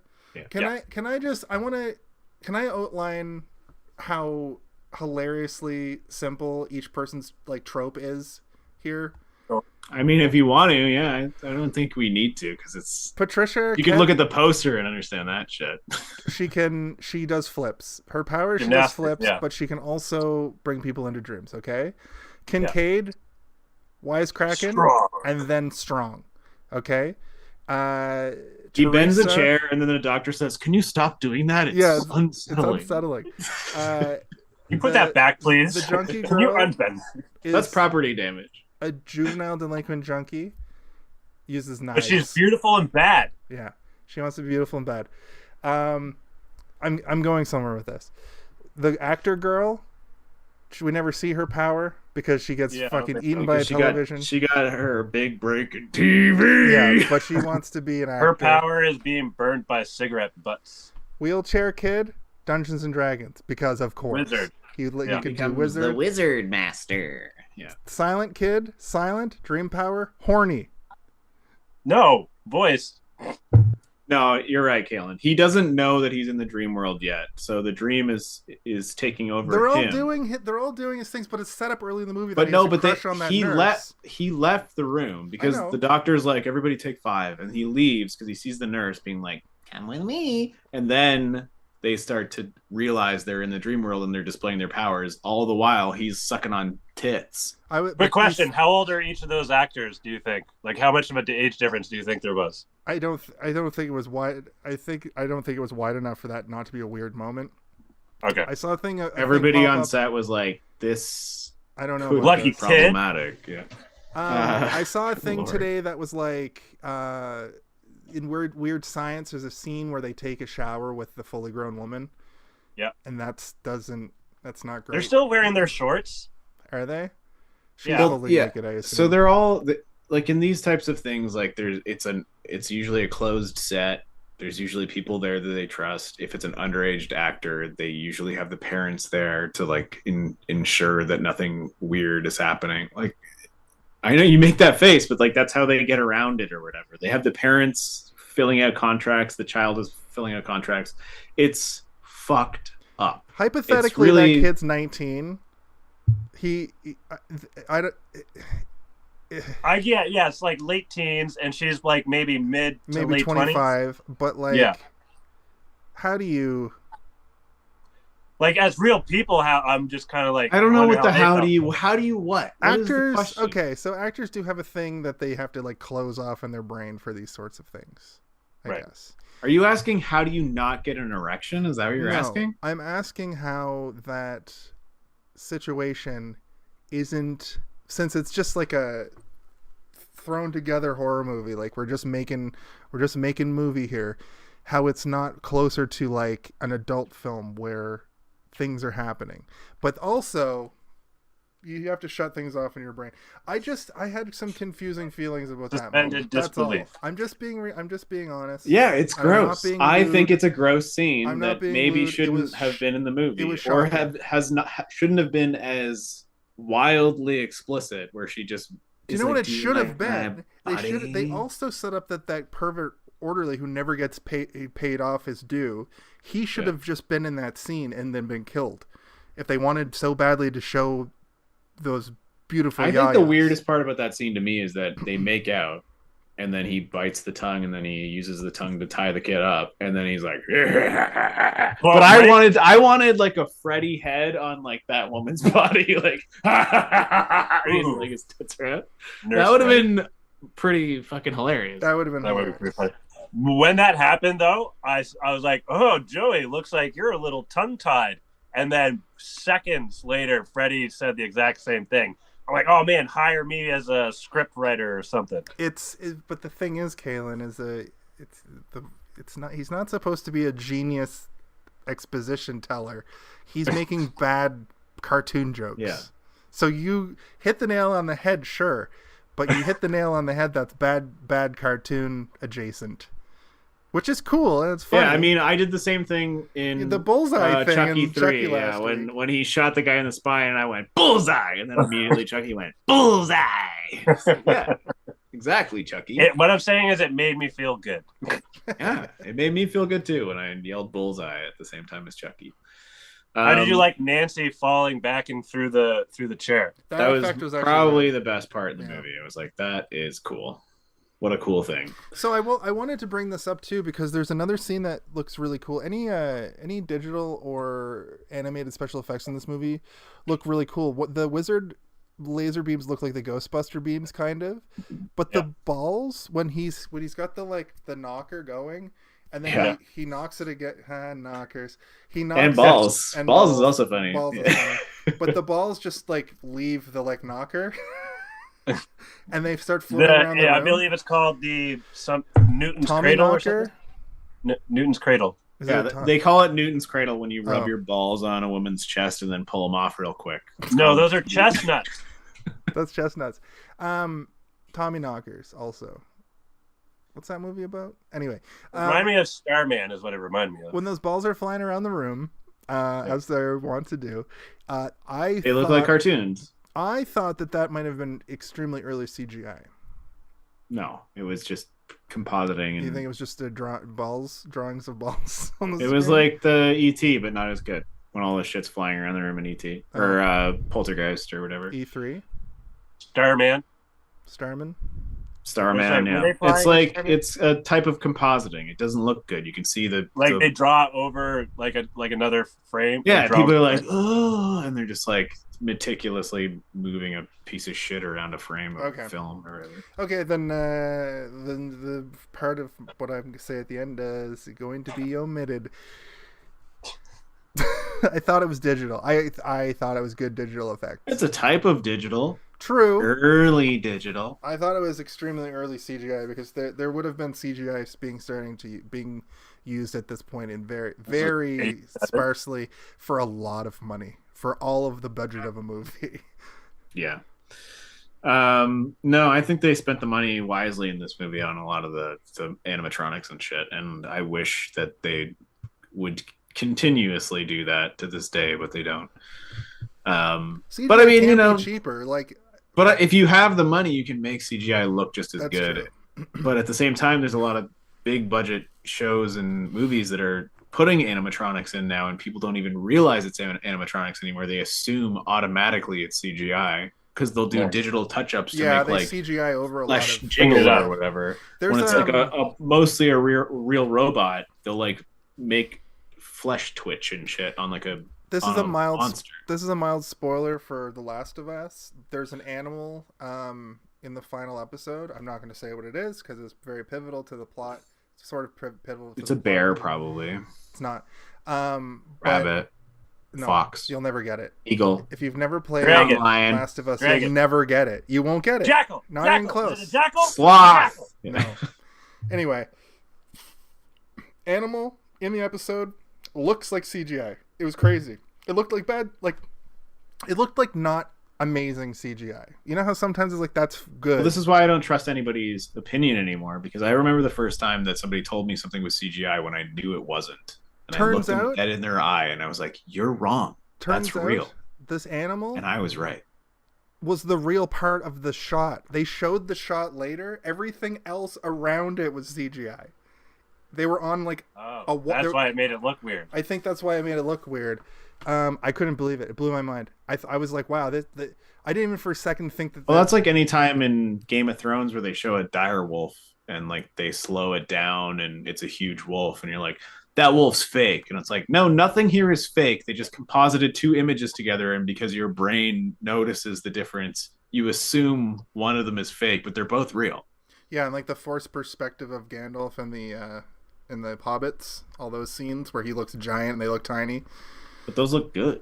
I know. I'm that's what I'm saying. It's sort of in the same vein though. Like the direwolf thing was weird because it was very obviously a slowed down type of wolf that You know what I mean? That they just made to look bigger.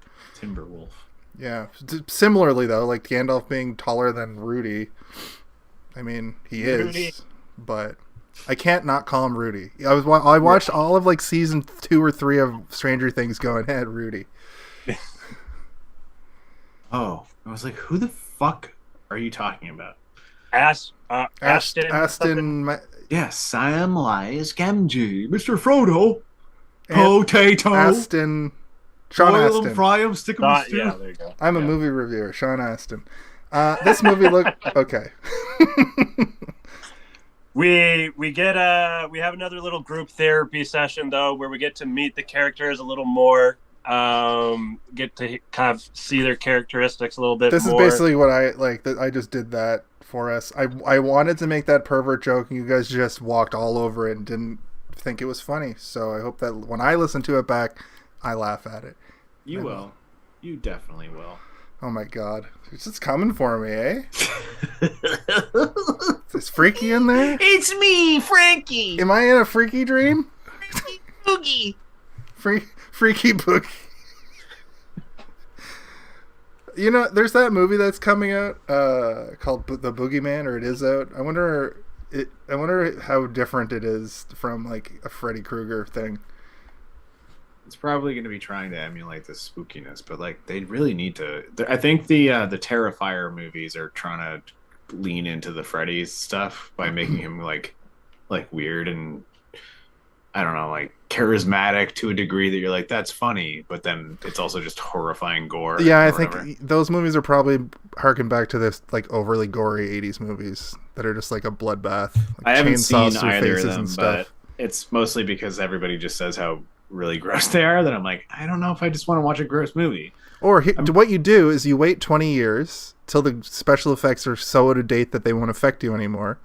I don't think that can happen anymore, honestly. I don't think there's going to be a Well, I also think in that movie it's all practical effects too, so it is going to still, because I will still watch something from the 80s that grosses me out that CGI just can't accomplish. Yeah, because I want to see like the practical effects. I look through it. It's like it's a lot like the Walking Dead shit that I've talked about on the show that kind of desensitized me in the first place. There's a lot of practical gore in that's clearly just like pig livers and like fake skin with like fake blood all over it. Like the skin masks that the Whisperers wear in the later seasons. Almost as good as the tendons or ligaments sleepwalking. That's now, right? That's coming up, right? Arm tracks. Yeah. We're talking about practical gore, and this movie's filled with it. We're not very far you're into talking the about The movie. Walking Dead, a show that nobody fucking likes. I'm just kidding. People used to love My it. dad likes it. People used to love it. I've talked about The Walking Dead on every Grimoire episode, so at least I'm not talking about the fantastic film. I call it The Walking Dad because that's Avatar. it's the one show my dad tries to talk to me about all the time. I have a question. Why did Joey wake everyone up instead of just going up to save Philip? Maybe he didn't have access. It's a mental Yeah, institution. he walked through he ghosted through a door too, which was never really explained. Yeah, remember when he's like walking and then he goes through a door like magic? Right. That door is probably locked. Gotcha. I did like it when he tried to like tell the nurse, and then he couldn't get through to her, so he just like flips her fucking lunch. He takes Lunch her tray? her lunch tray and throws her food, and then uses the lunch tray to just like knock on every door. But like, I got so frustrated at this point when that nurse like stands up and she's like, "What's wrong?" I'm like, he can't talk. You know he can't talk. You know his name. You know his deal. He's telling you to come with him, and then they all go into that room and they're yelling, "Philip, no!" And you don't see the nurse come in. Like she should have came in too to been like, "Oh!" and like hit like an alarm, like "Rah, rah, rah," and like a bunch of lights should have went off, and like then he was falling. It made me so upset that this nurse who's on night duty of a bunch of suicidal teenagers did not just immediately follow this mute kid who's like trying to get her attention.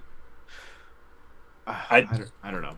There was another cool moment right before he becomes. Not frustrating? Are you not frustrated by that? I was frustrated by it. I was like, what is happening in this fucking asylum where all these kids are screaming and losing their mind? But It's just continuing to happen. But to the practical effect thing too, there's a moment right before this, during the sequence where Freddy becomes alive in one of the dolls.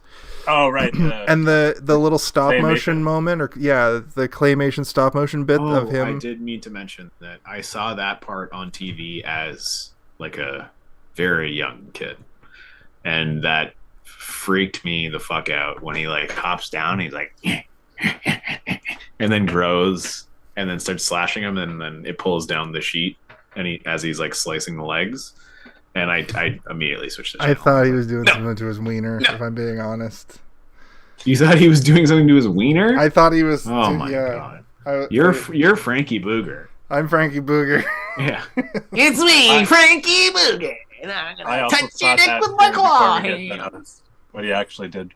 But no, what he did was he sliced his arms and his legs open, and then used his fucking main tendon. I guess I don't know what muscle. Ghost muscle. I'm sure they didn't really research it either. They were like, which tendons can you puppeteer a person with? That shot of him though, when he's like a puppet master over the tower, like that was awesome. Him and then cuts the tendons. It's the most 80s shit ever, but it looked like that in theater would have been like mind blowing in 1988. It was spooky, yeah. I like that he's like he's doing like a headshot angle. Like he's not looking straight on. He's doing like a gotta go back to the clouds of your dreams. Also, quick little side note: right around now is when we get a bit of a hat tip to the movie title. 1 hour, 33 minutes, 36 seconds. The theme song Dream Warriors is playing during the credits. We don't get the Elm Street part of the title, but we get a little bit of hat tip with the Dream Warriors. That song plays earlier in the movie? No, this is the credits. It's the credits. Sorry, so this is what I do now for the title of the movie is when we hit that time in our episode is when I'll say it. Cool. So at roughly an hour and a half, during the credits of the movie, which is around an hour and 33 minutes, which we are about an hour and 33 minutes right now into the episode, we get a little bit of a hat tip to the movie title. We'll have to make a little. Hold on, what do we get, Kaylin? You get a little hat tip to the movie. Thank you. One more time. We get a little hat tip to the movie title. I didn't think it was going to be funny, and then it was. Yeah, excellent stop motion. No, you haven't said the black dude's name, and he's got the best fucking name. Kincaid. I said his name. He sounds like a cop with like liver cirrhosis. Yeah, he sounds like a porn star from Naughty Office. It's his last day on the job. Yeah. I've only got 4 more days to retirement, and I gotta deal with this dream shit. I'm too old for this shit. Stow it, Kincaid. I'm too awake for this shit. So I don't have to look at your ugly ass. I love you too. Oh yeah, when he says like, I don't have to look at your ugly face anymore. Really, he really has a lot of attitude. It's not a mystery why he gets thrown in the quiet box or whatever they fucking call it. But yeah, he also has like his own like mantra that is like similar to the Freddy mantra that's different. When he's in there, he's not singing the like 1, 2. Oh yeah, 3. He's like singing a different song. I one, didn't really two, like absorb stay it. awake. 3, 4. Yeah. Stay awake. 4, 5. Not Don't go gonna to sleep tonight. I'm gonna be awake. Hey. This is the part of the movie where all this chaos is happening, and Nancy's like, "Just try the Hypnosil. He's got to work better." And Neil's like, "No," and she's like, "Why don't you just try the Hypnosil?" He's like, Maybe "Don't I'll you know give those a are little... boner pills?" They're all like, "Yeah, true." Yeah, shit. Why didn't she just, instead of waiting for the order to come in, why didn't she just share hers? I don't know, man. The thing is about this that's weird is that even after the kid dies, the kid dies by falling out of the bell tower, and then the next morning, the Dr. Sims, the like sort of like real life she's like the foil of the movie, not the villain. She literally looks Neil dead in the eye and says, "Philip's death was a sleepwalking death, nothing more." Like that's a real thing that happens. Like that's like I don't know if there's like, I didn't look into it, but I can't imagine there's a whole lot of sleeping deaths where you die when you're walking. Like maybe if you walk into traffic, Which, people Probably some injuries. I mean, I could imagine some injuries. One time I sleptwalked. My grandparents were staying over, and my mom gave them her room, and I sleptwalked and put my, I went to bed with them, but like feet to head, so like my feet were in their noses.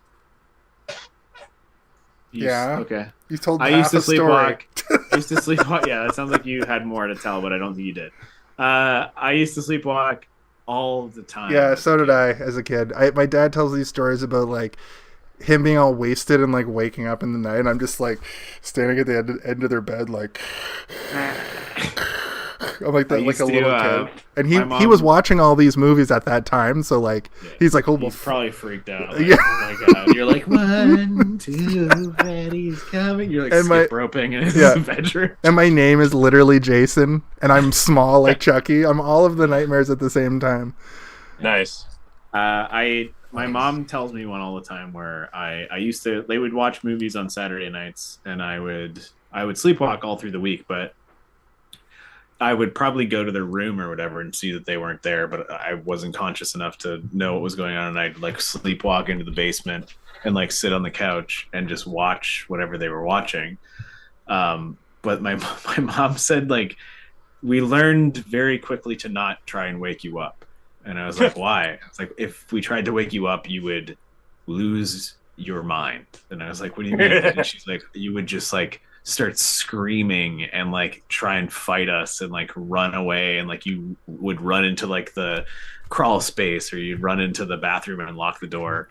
And like one time they tried to stop me, and I like started yelling at them like, you're not my parents, you're imposters, you're trying to take my parents away from me. And then like I would like grab shit and try and like fucking attack them with it. So yeah, I'm pretty sure Freddy Krueger was probably also coming for me when I was a kid. Steven, I have a question for you. Yeah. In D&D, do your powers or whatever, your stats or whatever, do they just keep growing infinitely, basically?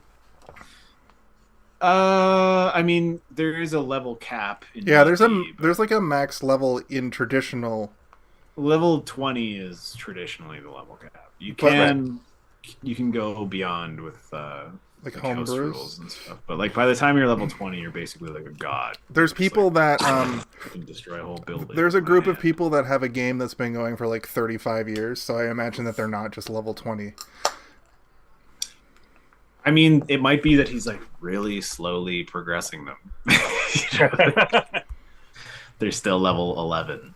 What I'm saying is, I want to play D&D. All right. Do you think that I haven't seen D&D used like this in many other things besides Stranger Things? Do you think that Stranger Things is paying homage to this movie? Because the upside down in Stranger Things before they really knew what it was, there's a lot of Freddy Krueger elements. It is kind of played like a dream world before the mystery is sort of unraveled. That it's kind of becomes dumb, but I'm still going to watch that thing every time they show it. But the first season has so much mystery to it that it almost feels like a dream world. And when I saw this D&D stuff, I was like, yeah. I could see that the showrunners, the creators of Stranger Things, are like heavily inspired by 80s horror because they're like our age. D&D was also, it's probably still popular, but it was like popular at that time too, right? It was created in the 80s. Yeah. I have to go to the washroom again, guys. I'm very sorry. Oh, that's cool. Okay, we'll try not to have too much fun without you. We have to kind of speed it up a bit. Well, that's what I've been trying to do. Okay, fair enough. So we get another cool Freddy scene with what's the TV star? The girl that wants to be a TV star. I forget her name. I never got her name. It's like primetime bitch. Basically. Yeah. But so when she grabs the cigarette butt, I'm like, ew. Why are you smoking a cigarette butt? It was like, oh, she's just lighting it to like burn herself or whatever. Well, I will say she takes a satisfying drag. She goes. It's funny how much they smoke in this whole movie. There's cigarette use all over this thing, and it's really just like the 80s. It's the 80s. They just smoking was so common that it was just in movies and television that much. I wrote that these kids sort of get Willy Wonka and the Chocolate Factory. Do you want to move to? Ooh. Do you want to move forward to the them getting together and going into the dream? Let's see. So, cool TV thing. Cool. One-liner or whatever. My favorite one-liner was, "My name's Frankie Booger, and I'm coming for your genitalia." What else do we have? Already say welcome to primetime, bitch. Yeah, that's the part we just watched. Yeah. There's one scene where so Nancy they're in group again, and Nancy tells the story of like how Freddy came to be, or like what happened with the parents and stuff, and he's like, our parents burned him alive, and then the doctor guy kind of like nods in agreement. It was like such a weird like choice or whatever. Yeah, there's a lot of weird choices in this. Every line that comes out of heroin addict mouth is like a weird choice. Taryn. Yeah. And then the doctor, like, there's one point where like it's where he convinces the other doctor that he's going to give them Hypnosil. And then he looks to Nancy and he's like, I hope you this is how it should have been delivered. I hope you know what you're getting us into. He said, I hope you know what you're getting us into. And then he like walked away and I was like, what the fuck? These pretzels are making me thirsty. Exactly. I was like, what the fuck? Why? It's like 20 takes and that was the best one? Like what happened there? But there's a lot of moments like that in this movie where I'm like, they must have chose it for a reason, or they just like everything else was unusable, like a fly went through the lens, or like it was shaky. I want you to go back and watch this movie and look at Nancy's hand acting when she's talking. It's so fucking like. Jason, I actually implore you to watch New Nightmare before you watch all the other shitty Freddy movies that come after this one, because like it's so good and she does a really, really good job. Like, she's I would way never better. be able to do that. I would never be able to do that. I have to watch them in order. I do it in order. Got it. I am going. Well, then I ask that you don't just wait until we review them just watch them. Just sit down and fucking watch them, man. You've got time on your hands. It's true. I do love Freddy now. I have a question. I think about Freddy the way you think about Chucky after this one. Spoilers. Or maybe you just think about Freddy the way that I think about Freddy. I also like Freddy.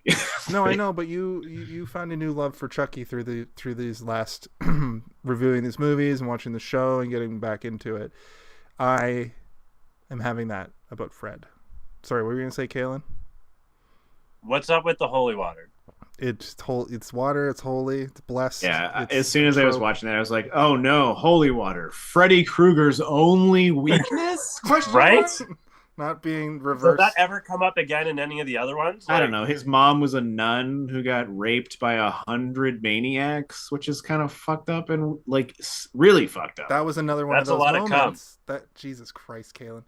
That was another one of those moments that chilled me to my bone in the way that Chucky putting the real bullets in and making them fight, like psychologically, like you don't have to really picture much to like feel the coldness of that, because that is like the way she tells the story.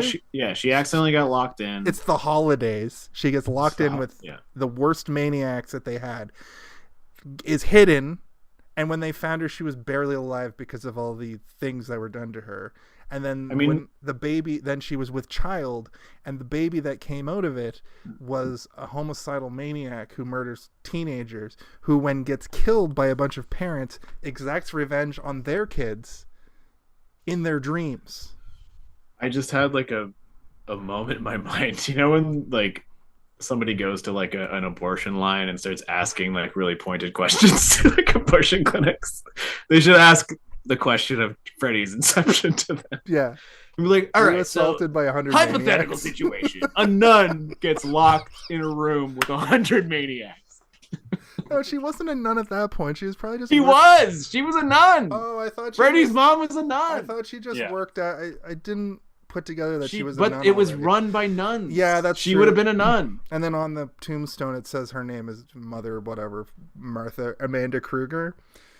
No, it says mother of 100 maniacs. Why are we... Stop making jokes about it. It's so bad. Where's the fucking bourbon? Yeah, but like wouldn't that would be such a funny question to ask. I wonder if anyone's ever thought of that. Hypothetically, a nun gets locked in a room with 100 maniacs. A couple of years ago on TikTok, there was an account where these girls were really funny about it. That would be a good one for like that kind of brand of it. Yeah, I'm sorry. I'm not laughing at the idea of rape or abortion or anything. I'm just thinking that asking that question from, a hypothetical question from a movie where it is about a demon man who goes into your dreams and kills you. But that's where we also get the title of Freddy as the son of 100 maniacs, which is like a pretty thick title. Like, I know it's really fucked up, the implications, but it also is like, I feel like they wrote that before they wrote the idea of that scene. Yeah. They're like, what if he's the son of 100 maniacs? And then someone was like, what does that even mean, though? And they're like, a whole loony bin raped a nun, maybe? Like, that it seems like a pretty steady like course down to like, and then Freddy was born, right? Yeah, that's about right. And that's why he's crazy, I guess, because he was born out of like violence. Well, he I don't know which maniac did the thing. Wait till you watch Dream Master. Push the boys ding, through. Ding, ding, but, ding, ding, it's heavily implied that the worst one of the bunch. But then also there's some metaphysical paranormal stuff happening too, so I think I need more context with the next movies. But this is all I have so far. I've got one movie, and then I've got a movie that's sort of a side story, and then I've got the direct sequel, and those are the first three of this franchise. Well, I gotta tell you, the fourth one is pretty good. After the fourth one, it's where they realize that, oh, maybe Wes Craven should make his meta movie, because we don't know what the fuck we're doing no more. Cool. We gotta hurry it up here, boys. I mean, we gotta sprint to the end. We kind of covered... Kalen, son of 100 maniacs, take us home. That's me. I'm a crazy person, I've lured a bunch of kids into dreamland. Oh no, their friends coming to try and save them.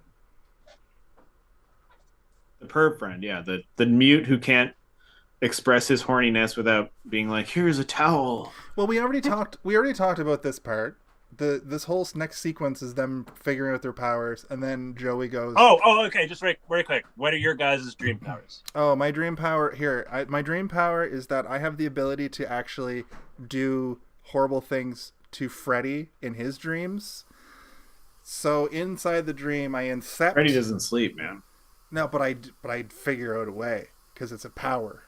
You're using the Rick and Morty theory of sticking a thing in his ear, and sure. And he's like, but after I came up with bitch. that, I basically realized that that's pretty much the plot of Freddy versus Jason. Only they're inside like Jason's dream, but it's kind of still. Anyway, I would find a way to put Freddy to sleep, and go into his dreams and do messed up things. Give him your medicine vape. Yeah, I'd become the Dream Master before he becomes the Dream Master. Okay. And then I'd be like, what have I become? And then I become Freaky Booger. That's how Freaky Booger is born. He's the mind freak of the son of 100 maniacs. That's why he's this huge pervert. You're Frankie Booger. It's me, Frankie Booger. I'm here to steal your dreams. And your semen. What about you, Steven? Well, I thought about it, and I didn't have a good answer last night when we were first coming up with this question. And then I thought about what I was as a kid and what I was as a teenager. I would have been too scared to have watched these movies up to a certain point as a teenager, but I probably would have been watching these movies as a teenager. And then I'm like, okay, wipe all these movies from your mind, because in this universe, the Freddy Krueger movies don't exist, nor do the Jason movies or the Chucky movies. So I probably would have the ability to turn into all classic Universal movie monsters at any point while I'm fighting Freddy. So Freddy would be like, ah! And then I'd be like, and I turn into like Dracula and be like, you come to suck my blood, or then I'd be like, I turn into the werewolf and turn into Frankenstein and start punching the shit out of him. I would turn into the old classic Universal monster movie. Monsters. I like it. That's cool. That would be my power. Yeah. What about you, Kaylin? My power would be asking irritatingly irrelevant questions that drive people mad and to death. Just like on this podcast. Kill him with Yeah, his exactly. kindness. Yeah. Before you kill me, I have just one more question. really long, drawn out Do you question. think that if we actually landed on the moon, it's actually made of cheese? He's like, What? You know, What? Wait. The moon isn't made of cheese, It's made of bitch. rock. What are you talking about, bitch? Well, just think about it for a second. If they came out What if it whoa, was let me made of take off my cheese? speakers Would you first. eat You're it? gonna get blood on them. Just 1 second. My name's Harry Carey. Okay. Yo, Freddy, do you fold or do you scrunch? Fuck. If I had $1 for every time you asked me that when we were working at Boston Pizza, I'd have like $10. In the interest of if you don't fold, I don't know what the hell your issue is. there's a discussion to be had, trust me. The thing that I want to tell you guys about here is now we're going to go into a segment I like to call Jason's Theory Corner. But in the interest of speedrunning, it's also the Home Alone of it all. And in the interest, Do I have to play the two musics over top play of the each other? two songs. But in the interest of Freddy being kind of meta, Freda is the lady Freddy, and she's very Swedish. what I I thought kind of she was Salma She Hayek. has like a glove, but it's like wooden skewers with little cheeses on the end of it. So I think the Home Alone of it all in this movie can either be two things. It can either be this point where they're learning their powers, I think that's or where it is, yeah. when they literally go in. I thought it was going to be a final battle involving everybody all going in, because there's a final there's a Final Fantasy moment in this, which is kind of another segment we should do, because Steve hates anything that Steve hates that I say segment. So I think that anytime you say a Final Fantasy moment, I'm going to add a sound effect that is just like when you take like a healing potion or something. Yeah. And, Or when they go to that door that goes to like Freddy's lair, when they're in that room with the like hell door open, it reminds the me red room where everything's red. Yeah. It reminds me of like when you're at the final save in an RPG, more specifically, and you're gonna go fight the last boss. Yeah. But the only thing that would have made it more of a final boss moment is if there was a chest nearby that they opened and a fairy came out and there was like potions and they like, okay, stocking up on healing. The thing that I want to say is supplies. I kind of realize that the Home Alone of it all could be the theory part of it is the Home Alone of it all could be boiled down to it just being the third act. But in a lot of cases, it's not always the third act. I will say the Home Alone of it all is 100% when they're discovering their powers in that room. Yeah, because that's when they become the Dream Warriors. They realize that they are Dream Warriors at that point. But that's also when I realized that, oh my god, like half of these people are going to die because he's not going just after random people and they're going to save the randos. He's trying to kill one person to lure all this group in. But if It's this a movie horror wasn't movie. called The Dream Warriors, you would realize in that moment, oh, they're becoming Dream Warriors. And then they would look right into the camera and say, they go,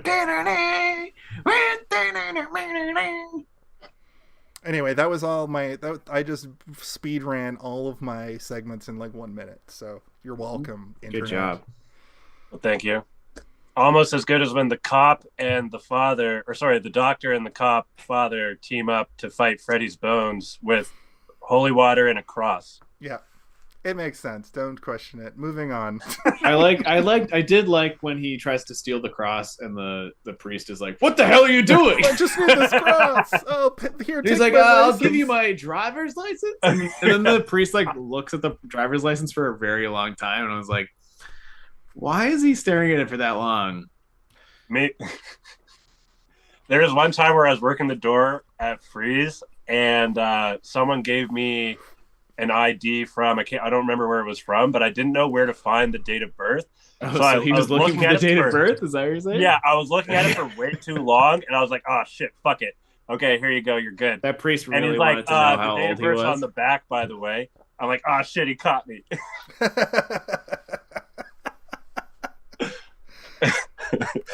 But yes, they're fighting. He stabs Nancy. Nancy takes his own hand and stabs him back. We have a we've also completely like they're fighting Bones at this point, aren't they? No, the cop and the doctor. Yeah, we just kind of went over. We moved past that. I'll just very quickly summarize what happened there. They go to see. They find Nancy's dad, who's a drunk cop. They explain. No, he's a security guard. He's got very rosy cheeks too. He's very loaded. He has hit rock bottom. He doesn't want to have anything to do with this shit. He tells them both to fuck off. He's like, "Who's this fucking Neil guy? He's clearly 30 years older than you. Why are you banging this guy?" The subtext. She's like, "Daddy, I'm not banging him. He's my boss. He's banging me, and he's my boss. I'm trying to get a raise. It's the 80s." Anyway, but also we should say, her dad used to be like the chief of police, right? And he's now a security guard. Drunk security guard. But anyway, he's very reluctant. He's drinking through the whole thing. Neil and Nancy go make a phone call. They find out what's happening at the hospital. Chaos is ensuing. They all decide to leave, but first Neil goes back and is like, "My name is Neil, and I'm banging your daughter." He doesn't say that, but it'd be funny if he did.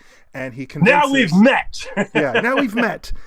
He convinces the dad. And then he takes his own handcuffs and handcuffs himself. Or no, he handcuffs the dad to the steering wheel. Doesn't he do that? I think so.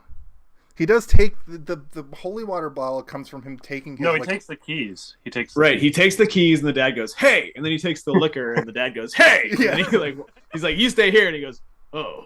And then as he's running up to the church, he pours all the liquor out. I wish there was another "Hey!" as he's pouring the liquor out. That would have been so good. But that's the bottle he uses to get the holy water. He gets the things that he needs from the church.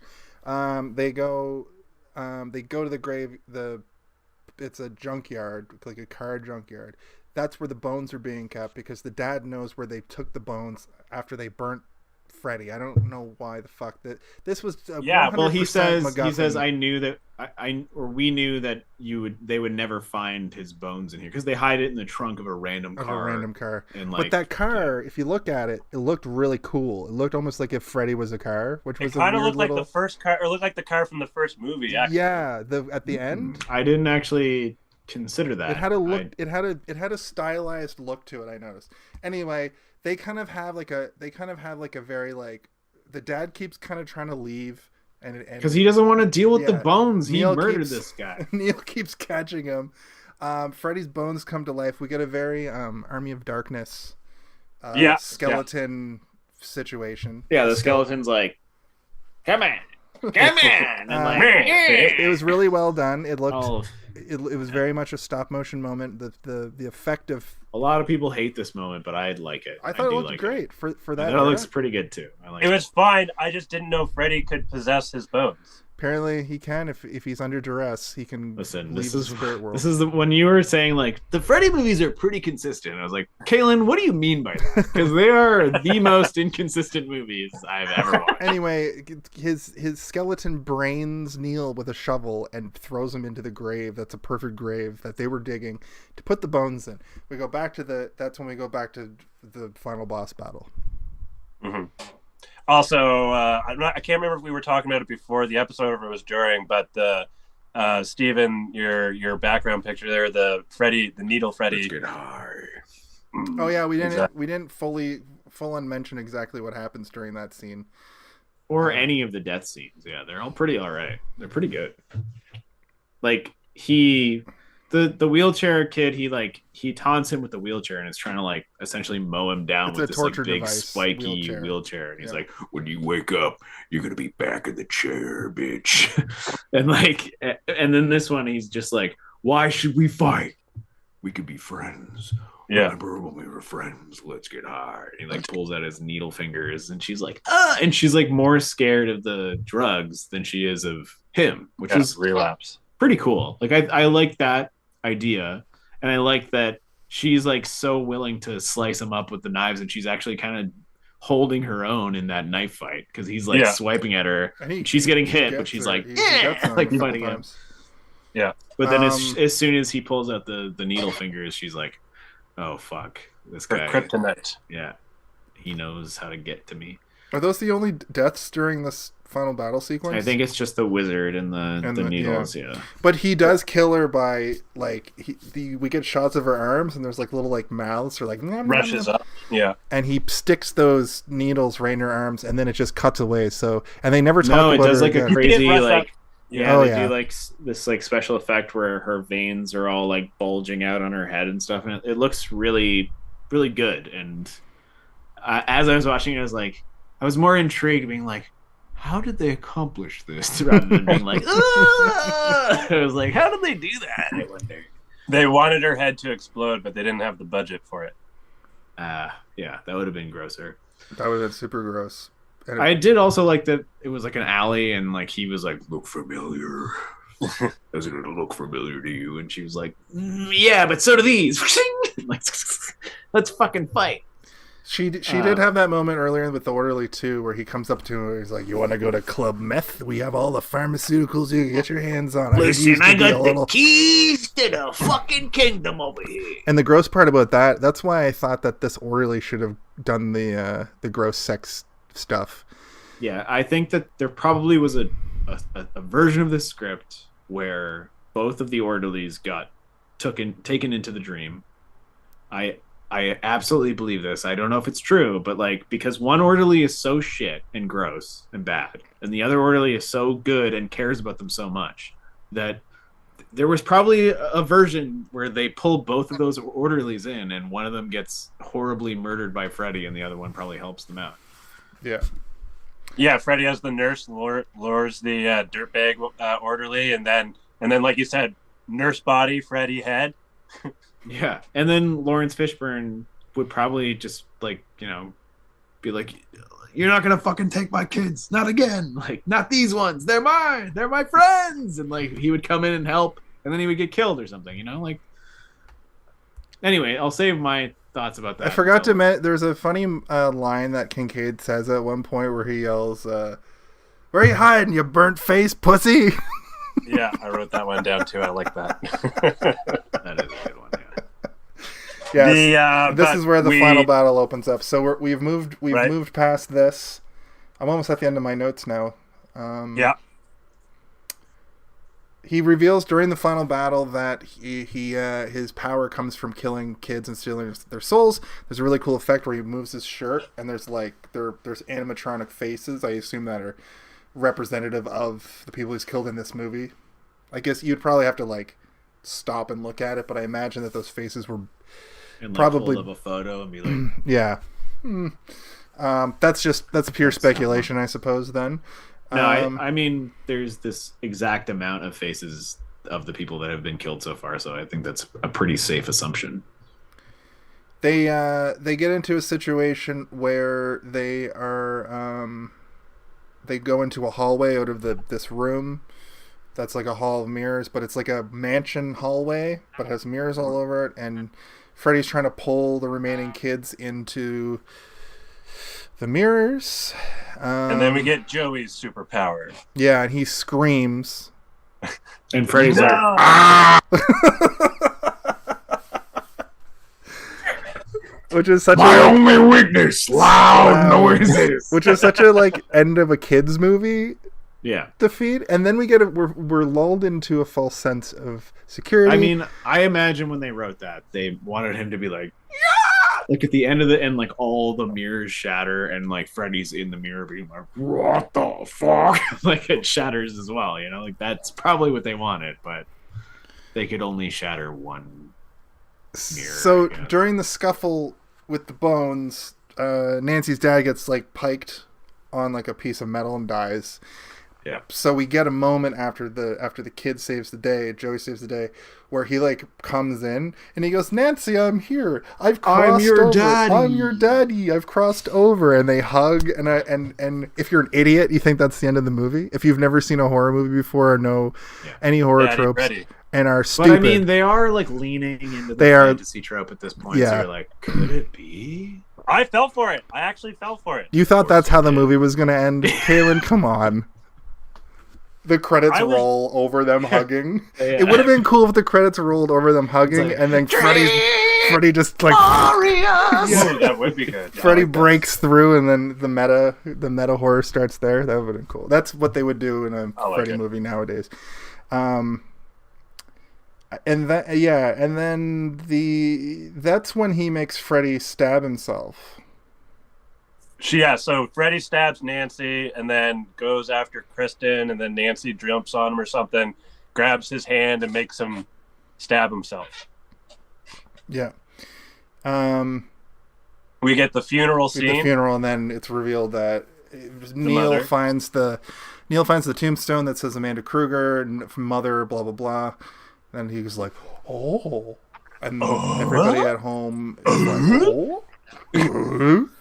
And when you were in the bathroom, Steve, and I was telling you, don't have to believe me, but I called this so much earlier in the movie.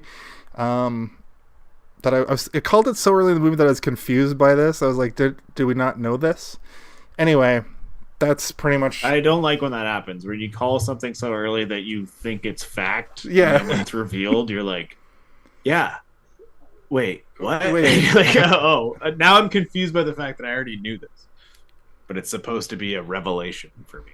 But then we just kind of we see Neil sleeping soundly with the dream statue. Little house.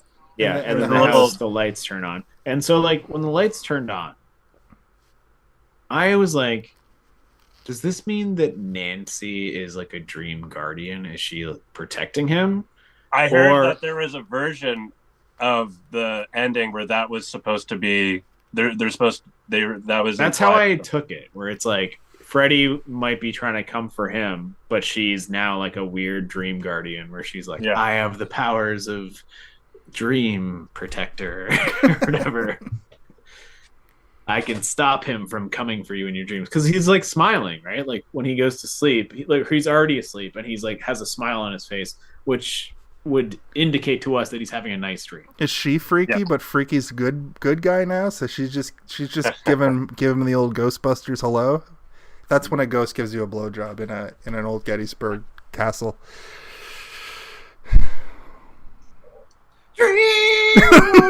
Anyway, yeah, the credits roll. The credits roll, and then we ask each other. Oh, a thing that I forgot to mention is that when he becomes a sinew puppet, I wanted to start a death metal band called, or an 80s hair metal band called Sinew Puppeteer. You did not forget to mention that. You did mention that already at the beginning. No, before then the show started, though. Oh. I think it was before the show. I didn't put. I told you. I said I'm not gonna.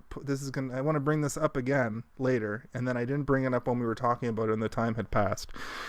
That said, Kaylin, take us home. I will do just that. One thing I do want to say. So, MPAA, I own a lot of these movies that we watch, and I let the credits play, waiting for that MPAA logo and number to show up so that I can make a note of it. I didn't see it come up at the end of these credits. I'm like, whoa, did I miss something? So I rewound it a little bit and then played it at 1.5 speed. And that Dream Warrior song fucking slaps at 1.5. Like sped up or slowed down? Yeah. No, sped up, yeah. And but there was no MPAA number, so I had to do some internet research. I can't 100% guarantee this because it wasn't on my physical copy, but the MPAA number I found was 28532. If Do any your own viewers research, can guys. confirm this, yes. Right. But let us conclude today's episode with our final Today's thoughts. meeting of the Midnight Society. Of the Freddy Booger, the Freaky Booger Society. Frankie Booger. I'm here to pick your brain and your nose. Steven, why don't you share your final thoughts with us? All right. I usually write these down. I did not this time. I think that this movie is perhaps the best. Oh, dude, I found it. Oh, no, that's Which the part? year. That's the year. Sorry, go ahead. I feel that this movie is perhaps the best Freddy movie out of the first two, but I don't know if that's fair because it feels completely different than the second one, which I love for totally different reasons. And the first one, which was the creation of Freddy and the idea of a man in a fedora and a striped sweater that can invade your dreams and kill you there. But I do appreciate it for so many reasons. It gives us the idea of a bunch of teenagers working together and believing each other, where all the other movies don't really have that. Both movies so far, no one believes the kid that's in Nancy in the first one and Jesse in the second one. They're working on their own, essentially. There's like one person who dies as evidence, and then everybody's like, "You're fucking nuts." But then there's people that are like, "All right, I believe you. Just calm down." Whereas this one, it's like a whole group of people who are like, "Why won't anyone believe all of us? We're in a room together and we can all talk right now to each other." But no one believes it. But it also starts to establish the rules that we become familiarized, or the things that you think of when you think of Freddy. And I know there's like 4 more movies after this where the rules become important, but without this movie, those rules wouldn't have been established. The rules of being able to manipulate a dream while you're in it, the rules of being able to affect Freddy and potentially pull him into reality, all that kind of stuff exists here. I think it's important to the Freddy franchise in a great way, and I think that if they were to ever try to remake a Nightmare movie, this one should be it, even without backstory or anything. Just make a straight up Dream Warriors that'd be cool remake without having the established Freddy lore. Even get the guy who was in the Freddy movie that came out in 2010 that sucked. Just make him Freddy and like a bunch of Dream Warriors kicking the shit out of him. There's one thing we didn't talk about the first movie that was a sort of a deleted segment, and I think they even had a scene that was shot where they established that all of the kids that Freddy killed were the older siblings of these kids, the kids that exist in this movie and in the first movie. And it's been 6 years in this movie, and Nancy has a little sister or brother, doesn't she? In this movie? No, but in the first movie. Jesse had a little sister. Oh. Anyway, like, all I mean to say is that like they have like a timeline that exists, and it's something they could work with, I suppose. But like, you know, it is cool that they're the final Elm Street kids or whatever. And yeah, I don't think that it left as much of an impression on me as the second one did, because the second one has so much metaphor and allegory going on that I'm like, wow, this is like super interesting and cool, and a good commentary on the idea of a certain thing at the time. Whereas this one is just like, how do we bring it back to dreams? We want it to be Dream World, and you know, it's fun, and that's, I guess, at the end of the day, the most important thing about it is that it is fun. So I say the movie's good, and I say that I give it a pervert hanging over a hellfire waiting for Frankie Booger to come up and be like, what's going on here? That's my ranking. What about what went well? What went well? Well, what went well, obviously, is like they established that this group of kids all identify Freddy. They all realize they can go into a dream together because they have a dream, I don't know, like superpowered dream person who's like, now we're all in the same dream.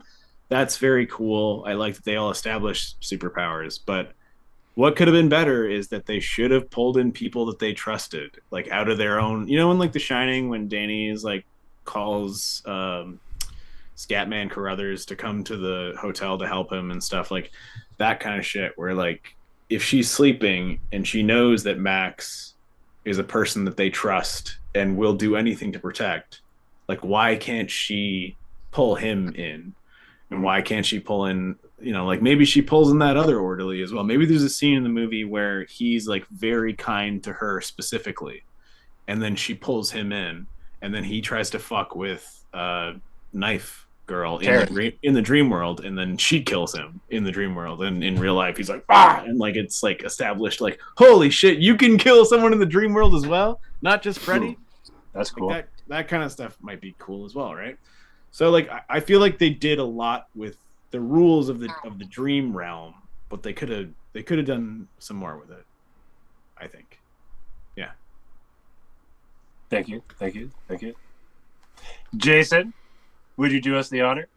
What went well? The kills. Even more kills. No, that's even better. More kills. Essentially what I mean by that is for me, the practical effects of the kills were so good. I wish that there were... I wanted to see more elaborate kills. Like not the kills being more elaborate, but I wanted to see more of it. But it's obvious that the budget was spent where it was spent. But I when there's a lot of expositional like bits that weren't like boring, but like say less, more kills. My caveman brain was like, less talk, more death. Also Nancy was wooden as fuck. Moving on. I don't know why. Every time Nancy was talking, I had a cringe response. Just the way that she chose. She was painted up really weird. Like I think she was supposed to be made to look older than she was, but she still had very kind, like young features, but with just like 80s makeup all over it. Her whole relationship and the big hair. She kind of looked like a Claudia Schiffer or who was that supermodel from the early 90s? Farrah Fawcett. No, from the after that. Slappy Slockett. Yeah, Slappy Slockett. Not Claudia Schiffer, but supermodel. No, it's RuPaul. This movie fucking rules. Compared to all the other 10 movies we've done, this one has the best kills, special effects, plot, and moves the story of Freddy along the best. Setting the precedent for the rest of the series. It doesn't feel like the third in a series or a jacked up sequel like I always compare like I've been comparing with like Ninja Turtles 2 or even like Chucky and Jason 3, which were very much like, here's all of our ideas boiled down to one awesome thing. This felt very organic compared to those even. It feels like a direct sequel, and they got everything right. He's not quite a cartoon character yet, but all of his kills are funny and related to the person and are very much enjoyably dark. And I said to Kaylin also while you were away that like he kind of Willy Wonka's all the kids. Like he kind of gives them a taste of their own medicine in a lot of ways. Do you want a fizzy lifting drink? Eat this everlasting gobstopper. The practical effects are top notch, but the few times they're animated, I wrote digital or animated, so I'm just going to say or animated. They also look great for the era. The sound design and the music also stand out to create a pressure of suspense, which is a concept that I've just invented when I wrote this. The pressure of suspense is sort of not just feeling the suspense happen, but like feeling the weight of the suspense like hitting you in a more purposeful way. Like not just like this is suspenseful to be suspenseful. I'm just trying to explain what I mean by the pressure of suspense. I know, but it just sounds like you're just I'm describing suspense. Okay. Okay. It made more sense. I thought I was going to be more. It's like suspense, but it's like more suspenseful. If you know what I mean? Yes, exactly. I thought it was going to be more revelatory. Poignant. More poignant. Thank you. I love the title track. Dream Warriors is great, but Into the Fire is one of my favorite fucking songs of all time. It's such a good tune. If you haven't like watched the music video for it, it's the most 80s shit. I put it in the chat last night. I don't know if you guys actually watched the video for it, but it's crazy. Yeah. Well, that's why the mom got mad. She came in and she's like, "This is a poison household." Yeah, we listen to Dio. Yeah. My only real qualms are the wooden acting from Nancy, but also Patricia Arquette was a little bit on the fence with her over the top screeches, as we sort of determined that her screams were. And They're she's not just screams, they're screeches. she just kind of rubs me the wrong way too. But the rest were fine, and some were even good. I really like Neil and Philip's performances. Philip actually stood out to me because he was like, "You guys aren't getting it, man. He's inside our heads, man. You don't even understand." Yeah, he had one of the best deaths in the movie too. So like when he first sits up with he has like this face that is like, it's almost like a smile, but it's like a horrified, like I'm in pain face. Yeah, I agree. I loved that whole sequence was awesome. And then Freddy up in the sky, like being the puppet master, so cool. I understand why people hold this movie in such high regard, and fully regret not seeing it like years ago. Like I could have probably handled this movie from about age 25 on, and with no real problem, with no real like 25. Yeah, it's so old. I know. I had problems with suspense and horror and gore like until The Walking Dead season 2. Well, I think that you only had problems with the pressure of suspense. It's the pressure of suspense. It wasn't suspense. Does it make a little bit more? Does it make a little bit more sense when you kind of compartmentalize? No, because that's what suspense is. No. Listen, pressure of suspense. It's a trope for the show now. It's not. I'm gonna make a sound that's just like a pipe about to burst, like the pressure of suspense in your fucking that voice you do. I understand. Yeah, many years earlier, I give this an easy 4 to 5. Easy peasy sneezy. I also give this movie a spectacular and ironic kill for every teen trope in existence. And a good way to find out all of those tropes is watch the hit comedy Not Another Teen Movie. But Freddy just kills them in all of those ways. And that has been my review for, hey, did you see this movie? It's called The Nightmare on Elm Street Part 3. It's called A Nightmare on Elm Street. I know. Actually, it's funny that you say that because I had to keep putting when I was writing like our social media stuff, and also I've been fighting all day trying to figure out, because it's Friday the 13th Part 3. That's the name of the movie, but sometimes this movie is called Friday the 13th Part 3. Sometimes this movie is called Friday the 13th 3 Dream Warriors, not the Dream Warriors. And then when I was looking for the MPAA rating just a minute ago, that's why I was like distracted. I was like, hey, I got it. I'm just looking at Kalen's face to wonder when he's going to figure out that you're saying Friday the 13th instead of A Nightmare on Elm Street. A Nightmare. I was watching the end of A Nightmare on Elm Street just a second ago to see what the MPAA rating was. I'm sorry I misspoke. Friday on Elm Street. A Day on Elm Street. At the end of the credits, it says A Nightmare on Elm Street Part 3. So what's the name of this movie, guys? Anyway. I mean, honestly, doesn't matter. Toot sweet, you know? That's what we say. That's what we say around here. Toot sweet. Toot sweet, baby. Kalen, take us home, buddy. This was another solid addition to the franchise. So I mentioned earlier that this one feels the most consistent of the Grimoires that we've covered so far. And I think my reasoning behind that was, so one, knowing what next week's movie is and how it's a total tangent from the first two.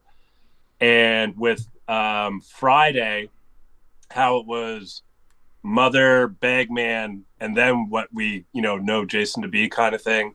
And then also with Chucky, where the first two were kind of more adult, and then the third one was kind of like young adult. I think that's where my mindset was when I was thinking that like this one feels more consistent. I thought the pacing was great. The lighting was great. I've said it before. I'll say it again. I always prefer practical effects. And as Jason has said before, chef's kiss. What went well? Freddy's swagger. Even better. There's two scenes. There's one at the beginning with the little girl, and then one with Kristen where she gets like thrown aside, and they're both obviously dolls. Yeah, I forgot I was going to mention that. Oh my god! Like, I'm sure there's got to either do it. One of them's a skeleton doll. Remember when she looks down and she's like, or she's a skeleton doll though when she's running with her. Like it's clearly a doll. Yeah, probably because of human weighs way more than a doll. Like Also, for she's acting. sprinting down a hallway. You don't Yeah. have a child. Yeah, no, I know, but then How many times did she drop the real child before they were like, "We got to get a doll for this"? Oh my god! Or do better camera angles or something. Like it was just, I was like, that was my one even better that really stuck out for me. There's a few little things you can nitpick, but that was the main one.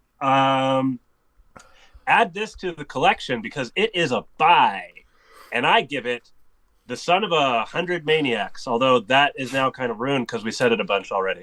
That's terrible. No. I know it's terrible. I felt bad and I couldn't think of anything on the spot. So I just went with what I already had.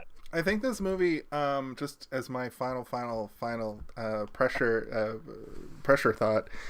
suspense thought, I think that this movie stands on its own, even though it's a sequel. I think if you just watched this, they give you enough explanation of the past. They give you enough of... No. I agree with Jason. I don't. Present your retort then. I'm the king of people of having to watch every movie in sequence. I'm saying if somebody was like watching... Who's Nancy? Why is that house important? Why does that house keep coming up? Who's Freddy? Context. Why does Freddy intrigued by Nancy? It's not that deep, man. My point. I think it's deep enough that you need to have seen the first one to understand a lot of shit that's happening in this movie. If somebody threw me into this movie, I would get enough out of it. What does it mean by them being the final children of Elm Street? Never mind. You win. I'm wrong and you're right. Sorry. All right, Jason. I'm sorry. You can continue. All I'm saying is that as a movie, I think even though it's a sequel, it stands on its own. It's a fun movie to watch. It holds. But if I showed you this movie without you having seen even the first one, would you be inclined to give it that? I would prefer to have seen the first. I just think that this movie is fine to watch on its own as a cool. In this, I do sort of have the subtext that you know who Freddy is. Let me rephrase. If you know who Freddy is, you can probably watch this movie on its own and you'll enjoy it. All right. I think that's a good way to put it. I'll give it a new rating then. If you can dream it, you can achieve it. Okay. That's my new rating. Cue the necktie to myself. Well, for Jason and Steven. For Steven and Kaylin, I'm Jason. Oh, you didn't see it? No, because you interrupted me. I'm sorry. I didn't mean to bring the podcast down so hard. Steve broke my brain. Jason's like, I was being fun and whimsical, and Steve was like, nah. You're wrong. Fuck you. Well, what do you mean? You're gonna watch this movie without seeing the other two first? Holy shit! You definitely don't need the second movie to watch this. You definitely do not. And I think, don't need the second movie. I think if you know I think if you know that a nightmare happened on Elm Street, you're fine to watch this movie. I just think it's a good movie. The first two are kind of. The second one is I like it for not the reasons that maybe the filmmakers intended. I feel like if you're going on a date and you take somebody to see this movie and you've seen the movie and your date hasn't, you could still competently talk about the movie afterwards to your date if you go out to like dinner or something afterwards. If I took a date to this in 1988, I'm looking for that popcorn job, so...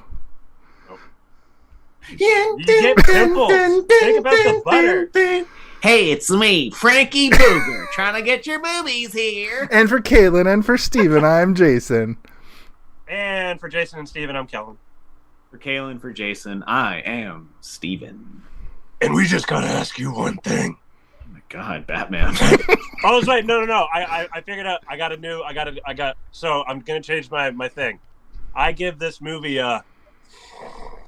Oh, what a rush. Oh god, it's still Batman. Why am I horny?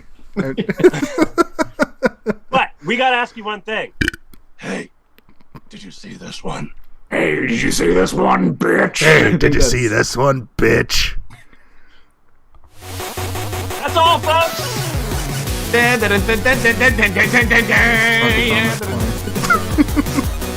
Copyright stricken for that, Bitch. I don't think you sang it in tune, so you should be fine. Oh, thanks. I tried really hard to sing it out of tune. Almost as hard as that Freddy penis worm.